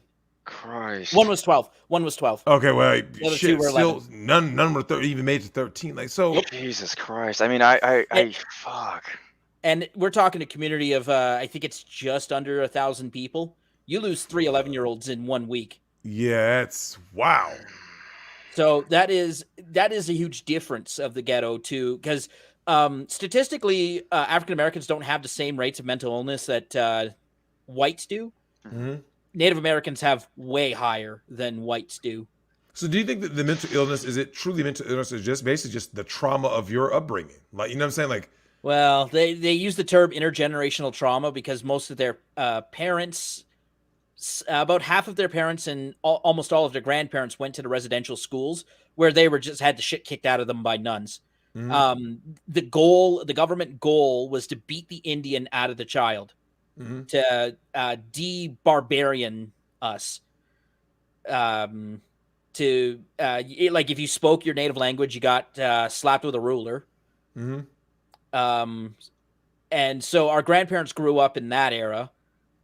They didn't have healthy relationships when they went back home most of the time because you had to live in residential schools where you were 1 in 3 chance of dying of TB. Damn. And then if you survived the TB and the beatings from the nuns, you got raped by the priest. God damn. Fuck. These are some great options, like life options. Like, fuck. Yeah. So they talk about the mass graves that they dug up at the schools. Now, these were kids. It wasn't that they killed the kids and then covered it up. They were deaths from disease, deaths from starvation. Some were accidental. Like a lot of kids died in the early 1900s. Mm-hmm. Right? Infant mortality was really high back then, before we had all the modern medicine. So, and they'd record it, they'd put the death in, but they're like, well, the family can't afford to bring the kid back to the reserves. We're just gonna throw him. We're gonna dig a hole and throw him in, and as unceremoniously as possible. So we were digging up. Mass grave is probably not the right word because, of course, Holodomor, where they literally had mass graves, a pile of bodies in one hole. They actually dug individual holes, but there's about 250 of them. And we're talking over a span of 100 years. Now, when it comes to the drug problems, though, like what is the drug of choice on the res? Oh God, it's the opiates. Opioids. Fentanyl is a huge one. That's what killed my brother-in-law. God damn. And it's laced. It's always laced with something. So I've been hearing that. Yeah, because no one takes pure fentanyl. They always So the speedball is methamphetamine, right? That's what George Floyd was on. Yep. Mm-hmm. And actually, you talked about tolerance earlier. George Floyd had consumed enough fentanyl to kill 2 people. Fuck. But because he was a lifelong user, he had developed a tolerance to it. For what lethal dose for someone else was just normal for him. Well, Castile was talking about some things earlier, as was Marv, when it comes to, whether they put these kids on these things or young adults. I began thinking about something, man, and it's something that doesn't get talked about enough. And Marv, you know what it's like to be married and on meds, and it's a topic that doesn't get addressed, which is, I believe there is a direct link between mothers, especially white chicks, who are on the highest rate of fucking medication, and then so they're on these meds where and that includes birth control. Guess what, Tim? The shit gets passed to the kid. You can't be on fucking antidepressants, anti-anxiety, and birth control, and then like, hey, I gave birth to a fucking kid. Well, anything that's in mom's system is your baby system. Yep. Yeah. And oh good God, no, I'm not even going to go into the Charlie stuff because I mean, what's the point? What's the point? We all know that what they're covering up, right? So what's even the point? Yeah. Anything that alters your hormones, or chemistry in your body or brain, like antidepressants, birth control pills, it's gonna fuck with you. It's gonna alter you. It's gonna change you. Hell, you can pick up the most random virus and it just changes your kid's DNA ever so slightly. Mm-hmm. Yeah. And that's how you get a genetic disorder with no clear, like your mother and father didn't have the same genetic disorder, but somehow you do. Mm-hmm. So it's a 1 in a billion chance of a genetic mutation that occurred. Mm-hmm. So that's how I got my blood clotting disorder. Oh. They think I was infected with a virus at some point very early in my life, and it changed my DNA. Oh, damn. That's a raw fucking deal. Because neither of my parents have the same disorder. No one in my family has any blood disorder like I do. So that's the current accepted theory, and I'm just like, we have the public healthcare system, right? So I wouldn't have to pay for any of the tests. It just takes decades. Because it's not like we know what it is and we know how to treat it, so there's no point in knowing the name of whatever condition I have. Yeah. Holy shit. Yeah, that was what caused my blood clot. You remember I almost died 2 years ago? Yeah, I remember that. Yeah, that was what caused it. So one of the things that's wild about this is, I'll get Marv and Castile's take on this, is so we talk about street drugs, right? Obviously we addressed big pharma first. Now, when it comes to street drugs, right, we got to start talking about how they play a part in our daily interactions, because what a lot of people don't know is, Marv, you've heard these stories, right? A person just snaps, right? And, yes. Okay, they could be on fentanyl. They could be on weed. They could be on coke. They could be, just drunk, right? Drunk drivers. They could be high. There's so many things, all of these chemicals in our fucking brain, right, that rewires the person. And Marv, what do you think about how that plays? And this also includes like the dating life, because like I always tell you guys that there was a Tom Likas, shout out to Tom Likas, by the way. There was a Tom Likas show that he did years ago, and the topic was, would you date someone who has a mental illness? And Tom Likas was saying no, and I agree with Tom Likas, because I was like this: life has enough problems, right? Like there's enough stress in life. I don't know if you've ever been around, if anyone in this panel has ever been around someone who has like bipolar, you know what I'm saying? Or fucking borderline, or if you think like, it's enough stress to deal with just another human being, even your friends, right? Like, even your friend, like, if you're sitting there hanging out with your friend in the same house, right, for a weekend, there's still quote unquote stress because like there's another human there. You see what I'm saying? Yeah. Right? Are you hungry? Or is there this? You're playing off their energy. What if they wake up in a shitty mood? That's going to affect you. You see what I'm saying? Now, what do you guys think about all of this shit that like these people are putting into their bodies? I've talked to Stu about this, and Marv, I know you were in the chat when we talked about it, especially like when you go to a place like California, like these super liberal places. There are a lot of people on a lot of fucking drugs out here, man. They're barely functioning.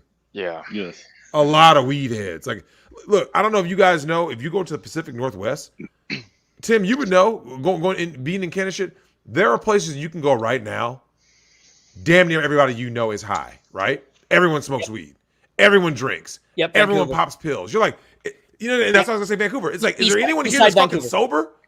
Downtown Eastside Vancouver. You if you trip and fall, you have you have 3 kinds of hepatitis and HIV all at the same time. Oof. The amount of needles you fell into. Yeah, man, it's no joke. I was in Vancouver. That That was 2019, right? Yeah. Almost 3 years ago to the day. Because I remember I went in there, Stanley Park. That was Okay, November yeah, you're 2019. waterfront. That is Yep. not downtown east side. Yeah. That You were wasn't in the rough good part. part. Yeah, you But were a good part. But do you know what I noticed? Even in the quote unquote good part, I go to use a public restroom. I had to take a leak. You don't want to know what you don't know like the literal shit looks like. Yeah. Bro, I'm in there. There's fucking hobos shitting on themselves, on all kinds of drugs, in schizophrenia. Like, dude, it's a bizarre scene to see as an outsider. Drex, so in high school, I worked briefly at a Tim Hortons because, like, that's the rite of passage for every Canadian. Of course. And the high school kids were always the ones they'd send in to go clean the bathrooms. Oh. Now, Drex, this is before they started locking the bathrooms. Oh, yeah. The big, yeah. So I learned two things. Number one, after 2 a.m., that's when you see the guy tweaked out with the needle, right? Yep. He's got the rubber band around his bicep. It's just, no joke, man. right? Looking He's crazy. just like, you know. And if he's doing the snort, that's called the ambulance. Yep. And the second thing I learned is that the women's bathroom is even worse than the men's bathroom. Oh yeah. Yeah, that's like well known. Now, Cass, what do you think about that? About the street drugs affecting our daily lives because so many people are literal zombies now. They're always high on something or they're addicted to something. What do you think about that? It's fucked because like it doesn't matter if it's a street kind or the fucking legal kind. They want us all fucking just completely submissive and controlled. They don't want us thinking for ourselves and be properly informed on anything. And it makes me sick. Like, you know, it's bad enough you have the TV, which is another issue in itself that people expose themselves to and they absorb all this information on a daily basis. But then when you add on stuff like pharmaceuticals or shit like from the streets, you know, it just makes it worse. And then you see shit like you did in the bathroom. Like, I've never seen shit like that myself. The closest I've seen that was really odd to me was the last time when I was in San Fran. Me and my mom's fiance, we went to go see a Giants game, and on our walk there to the stadium, fucking the whole street on both sides, hobos here, hobos there. This was a few years ago before I got really bad to how it is now. And I remember this one guy, he took up this ATM space for himself, and it was his home, like, and it stunk so fucking bad of excrement and piss, and I was just like, I just fucking ran away because the smell was that bad. Oh, I was just like, yeah, I'm never coming back here after this shit. yeah, yeah. Now I gotta ask you this though, Marv. Castile's talked about, you know, places like San Fran shithole. Now, do you think that the other part of this drug issue, the real pandemic, is denial, right, or acceptance? Because you know what I'm saying? Like, people see the problems, Marv. They know shit's fucked up, right? And they're like, Marv, it's okay. Yeah, If I ignore it, but I just ignore it. Yeah, I don't think anyone's out there saying it's okay, Drex. I think we all know it's fucked up. We just don't know how to fix it. You gotta go to San Francisco. Like, these people literally live in denial. They're Really? like, because people in Vancouver, like, we don't go downtown east side. We know it's a shithole. We just don't know what to do about it. Oh no, the woke politics. Look at how these people vote. They get more. Wow. You would think you would like start going back like so. Castile, you've been to San Francisco. I've been there numerous times. Mm-hmm. Isn't there a part of you thinks to yourself, you project, right? You think to yourself, these people have to be able to see how fucked up this is, and like they're gonna start scaling backwards, right? Like, hey man, we've gone way too far. Well, the problem with them is that they're too far gone because of all the shit they put in their system, and all they know is addiction. They just need to get their next high, and they'll do whatever it takes to get that high. They don't really function like we are right now. They have to have some sort of thing to keep them going because their shit's so altered that they're zombified. And I'm sure you guys remember hearing about it, what was it, last year or the year before or something like that, where they instead of trying to alleviate the problem, they just gave out more fucking needles and shit. Yeah, yep. I think that was that Biden giving like free needles? Safe injection site. Mm-hmm. Yep. Mm-hmm. And do you know what a safe injection site is? Okay, I can explain it really brief for the audience too. We do this quite a bit up in Canada, but they will literally give needles, not the drugs, but they will give clean needles to the drug addicts so that they can inject themselves. It's supposed to combat HIV, other, sharing needles, other diseases passed that way, but also that there's a nurse on hand if they OD that can just give them the Noxalone or Narcan or whatever your fuck you call it. It just made San Fran worse. they don't give you the drug, but they give you literally everything else to use it. Mm-hmm. So it's a BYOD, right? Yep. Bring your own drugs. And now what they discovered, they put one in Calgary, and then they discovered that all the drug dealers hang out around it. Of course. Yep. Color me shocked, Drex. Yeah. Now the politicians didn't know this. Yeah. The cops are like, "What are we supposed to do? We can't. Drex, have you tried to police a city block before? You need 1,000 officers just to, all the alleyways and back stairwells. Because you're a drug dealer, you don't care about using the correct sidewalk. Yeah, right? Dude. If a door's open, you'll just walk through it. Well, the nature of drug culture is that, once again, like we said about prohibition, supply and demand.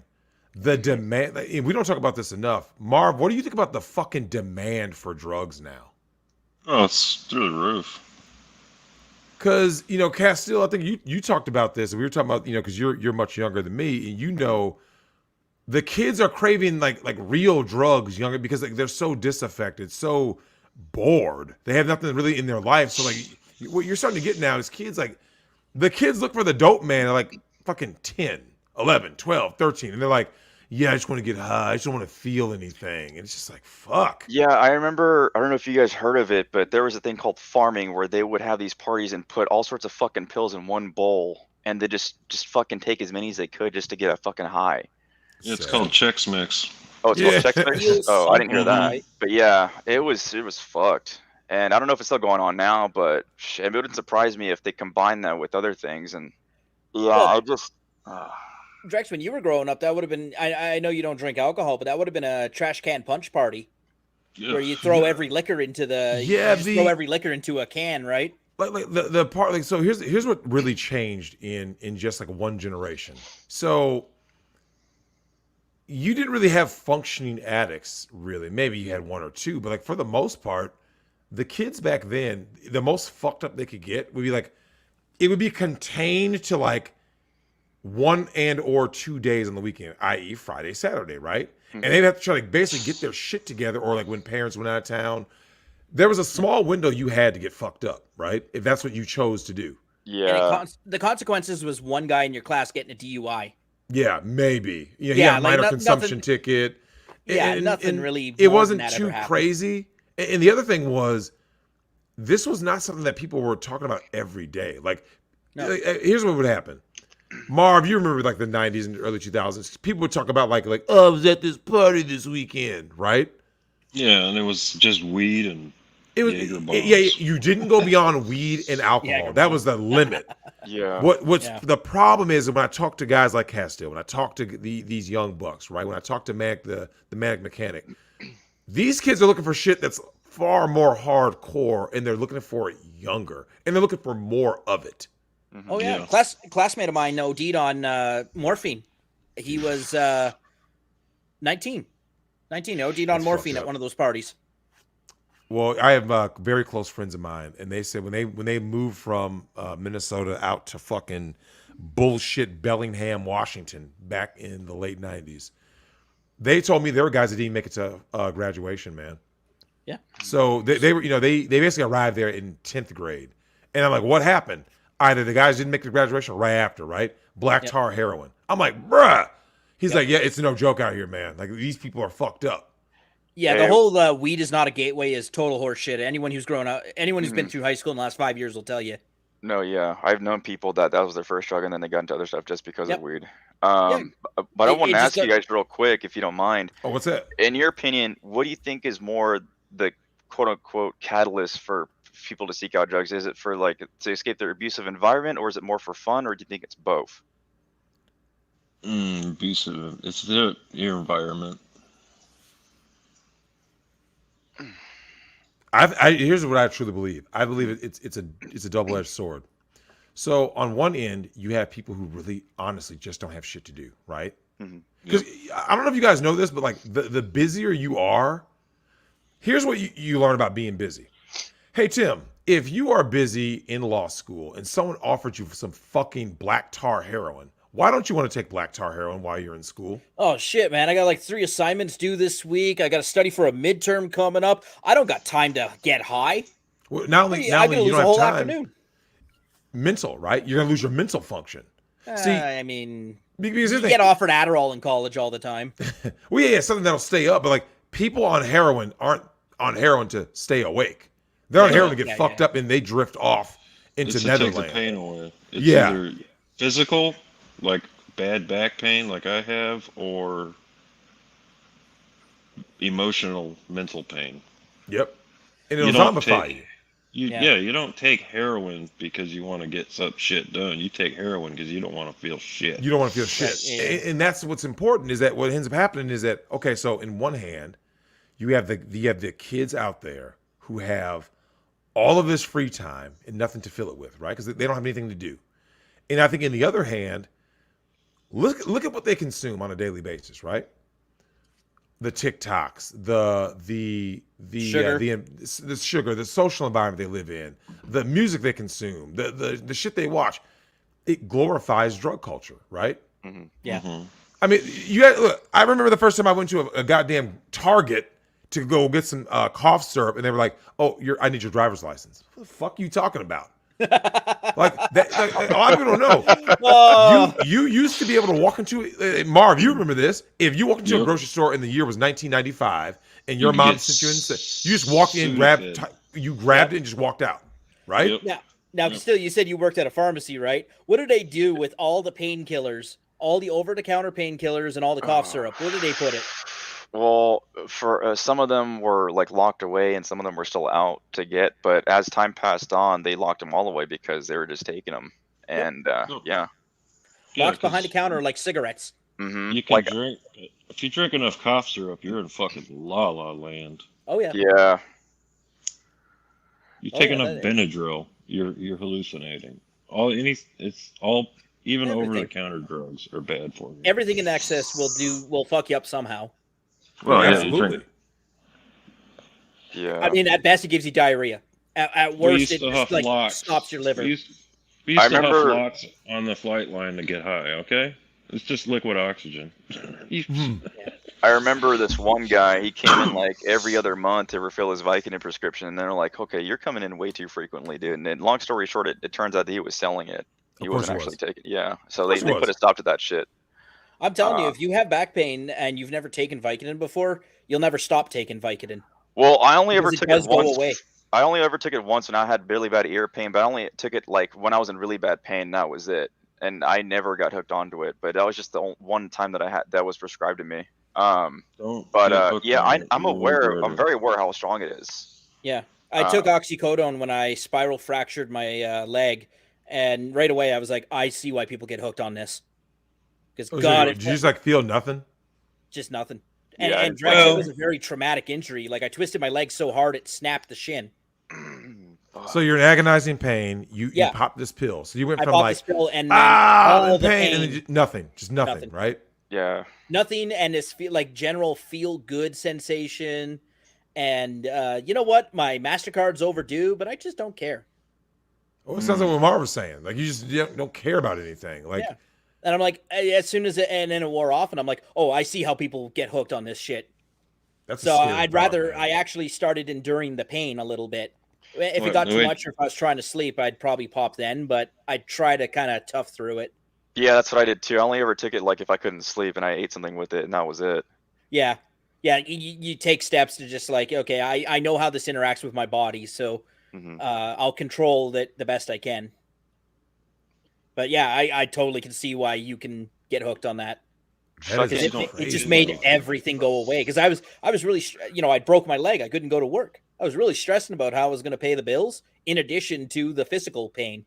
Mhm. And then it That's just a all went scary away. thought, man. Like to say that you can pop a pill and just be like, oh, I don't feel anything. It's like, It's fuck. prescription heroin. Yeah. Yeah. Oxy's Like- no joke, man. It's There, not. Well, my I keep hearing recent- about the housewives doing that, right? Isn't that where one of the biggest problems is now with drugs? It's the housewife. Because I mean, we hear about the middle-aged white women. 40% of them are 41% of white women over the age of 40 now are on antidepressants or anti-anxiety. So that number's creeping to half. And remember, those are just the ones that Well- admit it. And part of the problem with that is they're also drinking. Yep. So they're taking Wine. an antidepressant with a depressant, so you're just counteracting it. Yeah. It's like I think it's going to be a it's- dark future in regards to all that, because if you have people who are popping pills, right? We're in this pill popping culture where everything is like basically saying, you know what I'm going to do, Castile? I want to give out the lowest amount of effort possible as a doctor or as a teacher or as a parent, because I think that's really what it boils down to. I think the Yeah. overarching problem is really no one wants to put any fucking effort. It's funny you mention that, because I've known several people throughout my life that worked in the medical field. A lot of them are like nurses, and they told me every time we talked that there's too many people in that field that just don't fucking care. They're just like, okay, here's your shit, now go. Yep. But it's mostly with doctors too, and I've met more doctors like that than fucking anything. And I've only ever met one off the top of my head. His name was Dr. Gray, one of the best in my opinion. He actually talked to me, asked me how I was doing, asked me questions regarding how I was feeling and what I needed to, figure out what was going on with me. He was like so fucking good, and I wish there was more doctors like him. Did he talk in a Mr. Rogers voice? No, No, but okay. he was really nice and cool. He I don't know if he's still with Kaiser, but he was with Kaiser when I used to see him when I didn't have insurance. Oh. But yeah, it's a problem, Drex. And even when I was working as a tech, there was too many other techs and pharmacists that they didn't really give a shit. They're just there for the paycheck. And I Yeah, they're not understand. going to question Yeah, they're not. They don't question anything, right? No, You come in with 3 prescriptions, and you're like, Yeah, I understand. You're doing your job. You need to get paid. I get that. We all need to get, fund our bills, our lifestyles, whatever the fuck. But at the end of the day, you have to care at least to some degree as to what you're doing, because if you don't, then why you? Then you're just further making the things worse, in my opinion, as far as this whole thing. Now you asked earlier about what everyone thought is, environment versus internal. Mm-hmm. My opinion is that the American dream died. No one wants to admit it yet. I think it died like a long time ago, to be honest with Yes, you. and that's when all the drug use started. Long time ago. Yeah, like decades ago. And we, the younger generation, were brought into this world against our will and forced to live here. And this is our hell now. Yeah. Yep. And it's worse for the younger feminist kids. Utopia. Like they want to cut off genitals now. Well, you know what? So Cash, you were in the medical field, and Marv was on the receiving end of psychotic doctors and shrinks just giving him whatever. There was a dude, man. I actually sat here watching it with Kat. We watched the Netflix documentary, right, of capturing the killer nurse. So Charles Cullen, right? Right.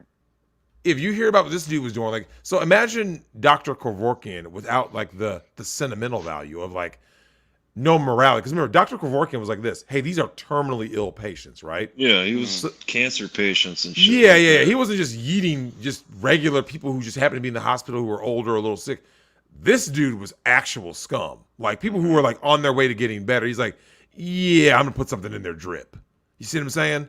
Yeah. And I think that like that's kind of like on one hand, we can always look at this Charles Cullen guy on the outside and be like, well, he's just a monster. But like, look at the larger society. There's a lot of Charles Cullen killer nurses out there, right? Because think about it. Your teacher is a killer nurse. The fact that a teacher can sit there and be like, oh, you know what we need to do, Marv? We need to go ahead and put this little boy on these high-power medications. And then, Cass, did your little brother play with some fucking Barbies just because they were available? Well, clearly he's trans. We need to go ahead and give him gender reassignment surgery. You see what I'm saying? It's funny you mentioned that medicine thing, because when I was in high school, I don't recall why I was sent to the office to talk to the fucking shrink that was there. But it was my first exposure to that shit.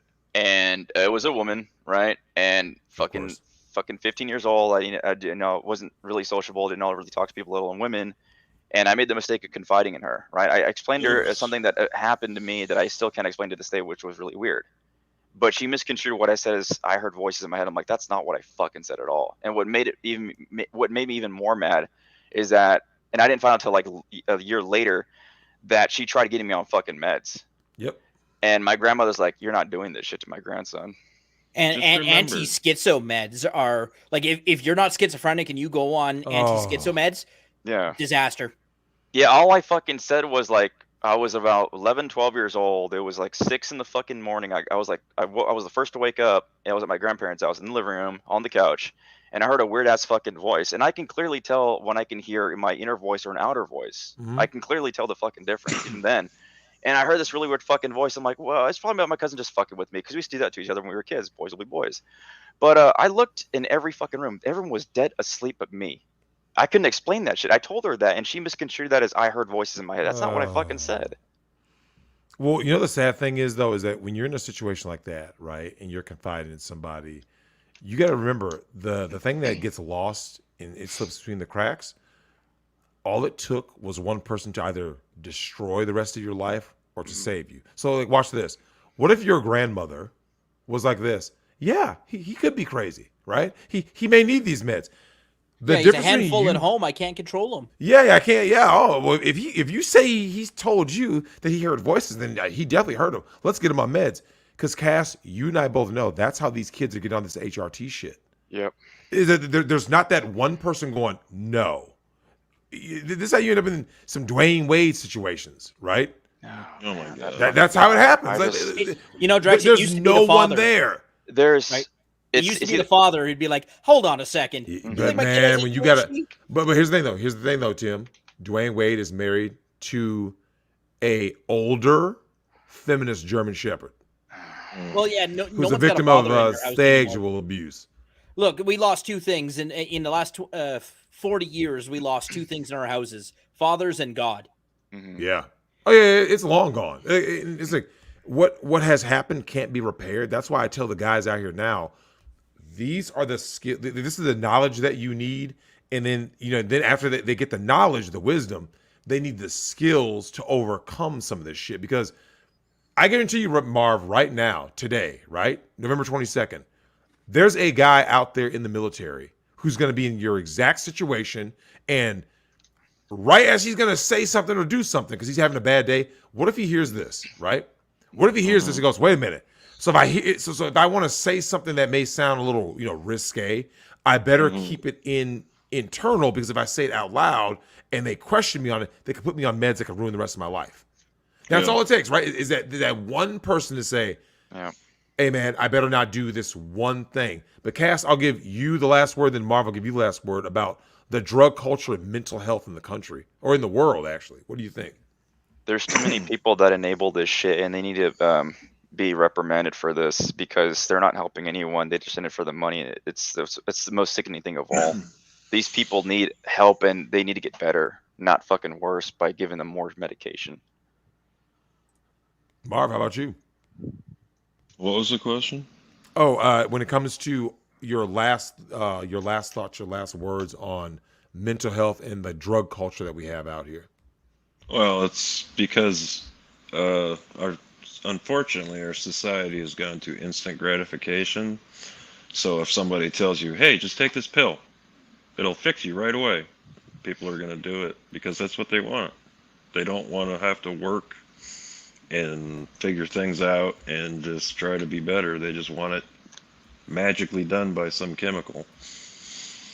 And it's just going to get worse and worse until, we're already past the point of repair. So it's just, you got to watch your own ass, You definitely have to. I think that we're at this point now where we need to start preaching the not only self-awareness, but like self-sufficiency. Like, because here's the thing, you said earlier, Marv, no one gives a shit if you're a guy and you have suicidal thoughts. No one cares. No, they don't. Like, but here's the thing, accept that and go like this. Okay, so I know no one cares. What are my options for outreach? Or if I'm feeling some type of way, or I was, having some bad thoughts, you have to have like a community of people. And shout out to Joker Batter Bachelor talked about this, where you got to get to a point where you say, okay, I already know that there's no resources for me. So I have to look for the proper resources that aren't, readily available, or create my own resources. You see what I'm saying? Yep. You have to build your own support network. Yep. You have to. Like there's not, Tim, if you're homeless, no one gives a shit if you're a dude. No. Oh, is your girlfriend or wife beating you? Oh, well. Yeah, by the way, they talk about homeless kids. Most homeless kids are in hotel rooms. We're going to get into the darker side of that because that's not this show, but homeless means you don't have a permanent address. Doesn't mean you don't have a bed. Yep. Right. Yeah. So the homeless men, because homeless men are what, 2/3 versus of all homeless population versus women. 70%. It's over 70%. So then you got the children. And then how many women make it to the shelters? 30. Yeah. 0. Less than 1/3 of shelters are actually for men. And most of those are like drug rehab shelters. So Pretty much. you have to get a prescription to go in and pay a bunch of money. That you don't have, right? Like there's no resources for you. So it's like, So we need to I really got a start present for preaching prevention. Like prevention needs to get taught. Like everything that you can do to keep yourself away from the drugs, keep yourself away from the mental illness stuff. Like every single thing you can possibly do, fucking do it. now, Drex, what would be your advice to our listeners who see someone else going down that path? Because the temptation is to help them at your own cost. The most you can do, it really depends. If you see someone that wants to help themselves, like they don't want to go down that path, because I've seen people who actually want to go down the self-destructive path. Oh yeah. Like, I mean, everyone I think here has seen somebody at like a kegger or something, or they were drinking, and you're like, bro, what are you doing, man? You're doing too much. If you see someone drinking that much, you can mitigate the damage they can cause. And if, God forbid, you see them get ready to hop behind the wheel of a car, you definitely have to stop them. But it's like, other than that, there's not really much you can do. They want to self-destruct. I've had to body slam a guy to keep his keys away from him Yeah, before. yeah, That was you have to. interesting. You have to. You're like, bro, you will literally delete yourself or other people if I do not stop you. Yeah. Like I legit slammed him into our patio deck that he was about my size, a little lighter than me, and I just kind of like press body slammed him because he was trying to take his keys out of my pocket. Oh no! I mean, you reach into my pocket as another dude, and we're gonna have a problem. Yeah, he's already out of pocket for that. But damn, So that's a crazy fucking world, man. Yeah, I mean, to see people going that route is ugh. I got a present for you. Shout out to Jay from Migtown.tv. He messages me every now and then, sends me these articles. What the fuck? So we lost God in our classroom, and this is what we've replaced it with, Drex. Yeah, why not, right? Why the hell not? After school Satan Club coming to California elementary school has parents in uproar. You know what? California deserves it. I'm actually okay with this. Anti-Semitism. Yeah. I'm actually okay with this because this is what they keep voting for, right? This is literally what they want. Well, mainly LA and San Fran, but yeah. Well, yeah. The major super woke metropolis. They have a stranglehold over the whole state. I don't know where Kern County is, but is that the LA area metro? No, it's Hold on. Bakersfield down to That's middle, on the yeah, edge. the armpit. Okay. Oh, that's armpit of fucking Dallas. near me, kind of almost. That's Yeah. Going towards Anaheim? Basically, no, it's north. It's basically from Bakersfield. Edwards Air Force Base north. Yeah, Bakersfield. It's basically like the border of Southern and Northern California. Okay. Yeah, it's south So of where it's- I am. It's northeast of Los Angeles. Okay.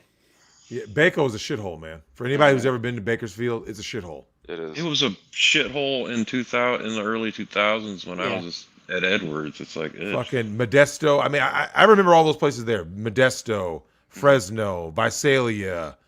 So when George Lucas wrote Star Wars, he grew up in Modesto. It's a dust town, like literal dust bowl shithole. Like there's nothing there, man. Mhm. They're done.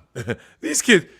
I'm gonna tell you right now, Castile. These kids don't have a fucking chance, bro. They don't, and it's fucking depressing, man. I mean, how many of them even have a? Here's the thing: if they do have a dad in their life, this is a big if. Is he a real father? Or he's just a fucking cuck. No, right? he's either a beta or a simp or a cuck or all the Yep. above. Yeah. What? I mean, Marv, you've seen it.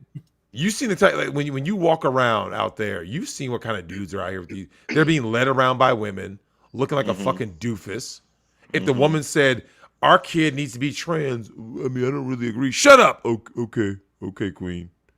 You're not Yeah. gonna do anything anyway. Like, well, okay, well. Yeah, I can't tell you how many times I've heard that the fucking guys like, "Oh, happy wife, happy life." I'm like, "Yeah, cuck, get the fuck out of here." Happy. wife. Or my personal favorite, I'm not a stepdad. I stepped up. Oh God, the yeah. fucking stepdads. Now, Dude. now, hang on a second, because there is a caveat to this. Would you rather would you rather make the sacrifice yourself or see the kid grow up under a single mom? Now, okay, that always gets said, but here's the thing, though. Not my problem. Here's my thing. I say it's better if the kid suffers, and here's why. It's better if the kid suffers for this reason. What if, I want you guys to really think about this. What if single moms knew going forward, let's say 5 years from now, they were like, oh yeah, if you're a single mom, it's over for you. What if all single, like, okay, just like, think about it, watch this. Hey, Castile, would you agree that most guys out there now are fully aware, like they have some form of red pill awareness?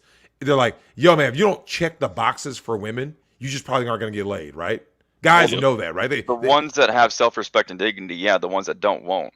Yeah. There's like the Mr. Nice Guy types, right? But like, even the Mr. Nice Guy can admit that the girl that cries on his shoulder every night, right? Mm-hmm. She's going after that guy who is jacked, 6'3", or you know what I'm saying? Like even he can admit that, right? Mm-hmm. What if single moms became that aware? They're like, oh no, if you're a single mom, it's over.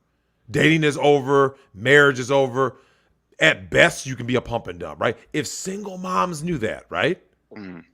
Then in that regard, Tim, it's better if like a small fraction of kids suffers so that going forward, you don't have that problem. Now women are like, either I stay with the dad or if it doesn't work out, it's going to be 50-50 joint custody because I'm done as a single mom. And I could defeat my own point too, because do you have to marry the mother to be a positive role model in the kid's life? No, you don't. No. You can literally even just be the mom's friend. Like you can literally be the mom's friend, whether you're smashing or not. And like the boy understands like masculine shit. Like you could be around like, hey man, I mean, let's I'm go gonna on come a to your fishing game. trip. Let's go on a trip. You know, I was gonna go do this anyway. Like I mean, Mark, think about it. Teach you to change oil.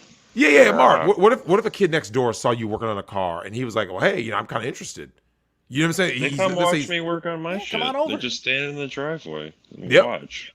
There's like, wow, think about it. There's a lot of boys who don't have that at all, Tim. Mm-hmm. They don't even see a man. Like, watch this. There's no father in the home. They go to school. There's no man. They go to church. It's either a cuck or there's female pastors now. Everywhere they go, you look around like, when do they see strong men? Like, so imagine the only strong man you see. You may go look on videos and see like Andrew Tate, right? Yeah. It makes sense why Andrew Tate is so popular because, like, think about it. If all you're used to is rabid feminists and beta cucks, someone who's literally against, turn on the TV. Who do you see on TV? On daytime TV? Even sports shows. Yeah. Even sports shows now are completely cucked. They're talking about female like commentators, female referees. Hey horrible. Guys, this is the first female referee in the Super Bowl. Every fucking thing. God. Shut up. Yeah. And that's all you got now. So it's like, it's good that boy can just get something. Drex, how many boys in current year before the age of 10 have ever held a wrench in their hand?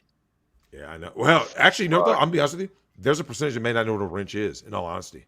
Yeah. Oh, no, there was a stat on that. I think there was a study that's like something like 40% of millennials don't even own a hammer in their house. Yeah, no hammer, no screwdriver, no like I said, no wrench. Drex, is that the symptom of where is that the symptom of where we've come to today? Everything's got too easy. Yeah, right? Well, everything got easier. Shortcut. I just called a guy. If something breaks, I just called a guy. Yeah, well, here's the thing though. Who's also calling my wife, but we don't talk about that. Well, although that's fair, because let's face it, there's certain things that we don't want to do, right? Like think about it. That's at the end of the day, I guarantee you that there are more restaurants right now in America per capita than there was 100 years ago because people were making their own food, right? And thus they weren't fat asses. Mm-hmm. Now, there's a difference between I don't want to and I don't know how. Well, that's true. Drex, who can cook now? What woman? Hey, they can't boil water. I'm beyond. I've told Marv this. Marv, you know what you know, and I know. Your average guy right now can outcook a woman, his counterpart, who's like the same age, same like basic whatever else, right? Like he can outcook her. Men have always been better cooks. Yeah, this is a common misconception. Like, remember, a lot of times back in the day, guys just didn't cook because why? They didn't have time. They didn't have time. They're busy working. Now, supporting like 8 fucking kids. Now, Drex, you grew up, those of us who've grown up in 2-parent households, sometimes your dad cooked. Yep. But think of which dinners he cooked. Christmas, Thanksgiving. Yeah. He did the barbecue. He was always on the grill. Yeah. Dad was on the grill. Mom did the other stuff. So when you just needed, corn on the cob boiled, right? Corn on the Yep. cob boiled, some rice, maybe a couple pork chops. Mom made that, right? Spaghetti, mom made it. Throw pizza in the oven, mom made it. But if you wanted the kind of dinner that you had to go to sleep after because you were in a coma, Dad made that dinner. It was Dad. Got the meat sweats. Yeah, it just like I don't think I'm a good cook, but I definitely can feed a family. I've got a crock pot sitting over there. I know how to make it really good. Even when guys say good cook, they're really basing it on probably like a grandmother. Like if someone asks me, "Hey, Drexel, are you a good cook?" I'm like, I wouldn't call myself good. But here's the thing: if you give me any fucking recipe, I'll be able to make it. You see what I'm saying? Yeah. Oh yeah. Like there are chicks that, like Marv, you know this. You can give them the recipe, they'll just stare at you. Yeah, I don't they know. can't follow instructions. Oh, No.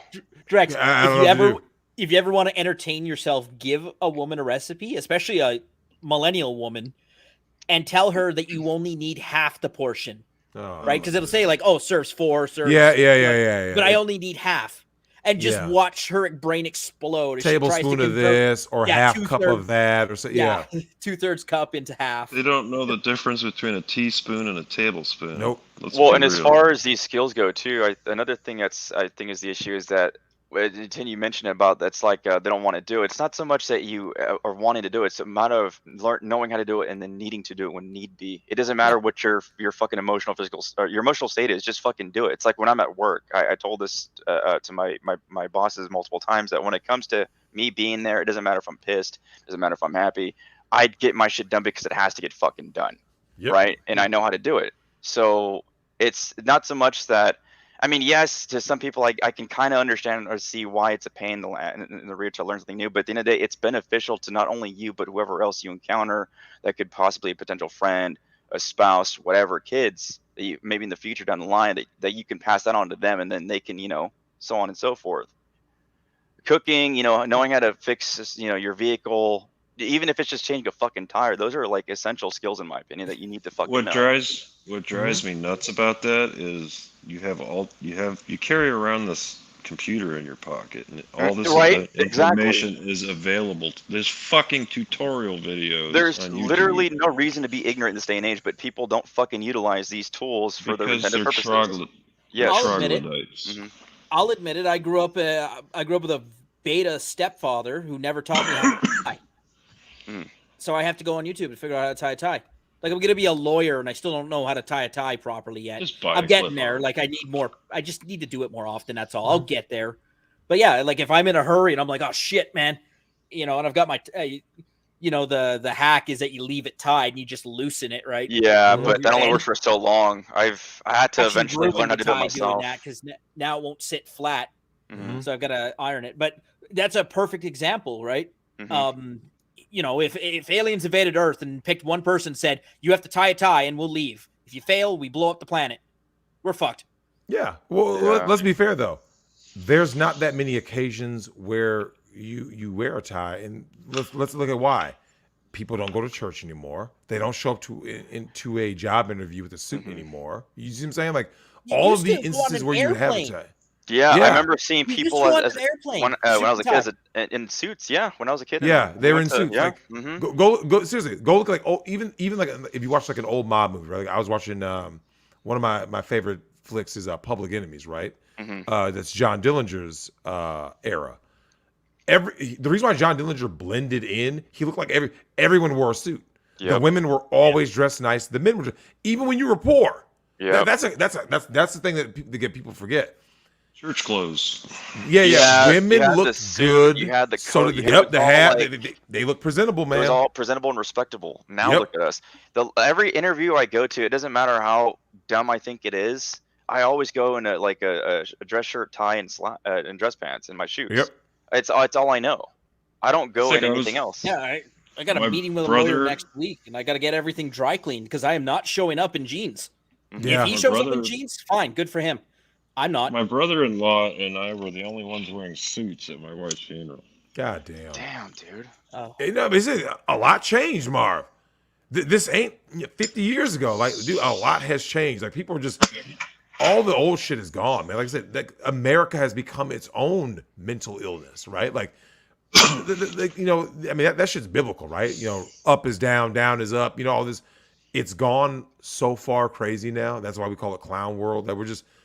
This is the world that we got. Like I said, this is the reason why like this episode all about talking about the drugs, the mental illness, all that stuff, and all of the coping mechanisms. Because it's like people will need to know this going forward because they're gonna have to expect more of it. When they bump into somebody in the street, the fucker might be on drugs. When they talk to a girl, damn, she might be on head meds. When they get an ouchie, right? They end up, you know, having an injury. They have to know that the doctor's going to try to prescribe me something that I can become fucking addicted to after 2 days. You see what I'm saying? Yeah. They have to be made aware of all this because I'm saying there's no one teaching nobody nothing. That's like I smashed 2 of my fingers in April, and I had to have surgery on one of them because I shattered the fingertip, the bone in the fingertip. And they're like, "Oh, we're gonna give you some opiates." I was like, "Well, I've had issues with that in the past. I don't want to take it." And I had to I had to literally talk the doctor into giving me a nerve block that would last 2 weeks because I did not want to have to fuck with opiates again. Because they don't care about you, man. No, they just care about the check. And you know, it took me like 30 minutes to say I don't want to take these. Just do the nerve block thing.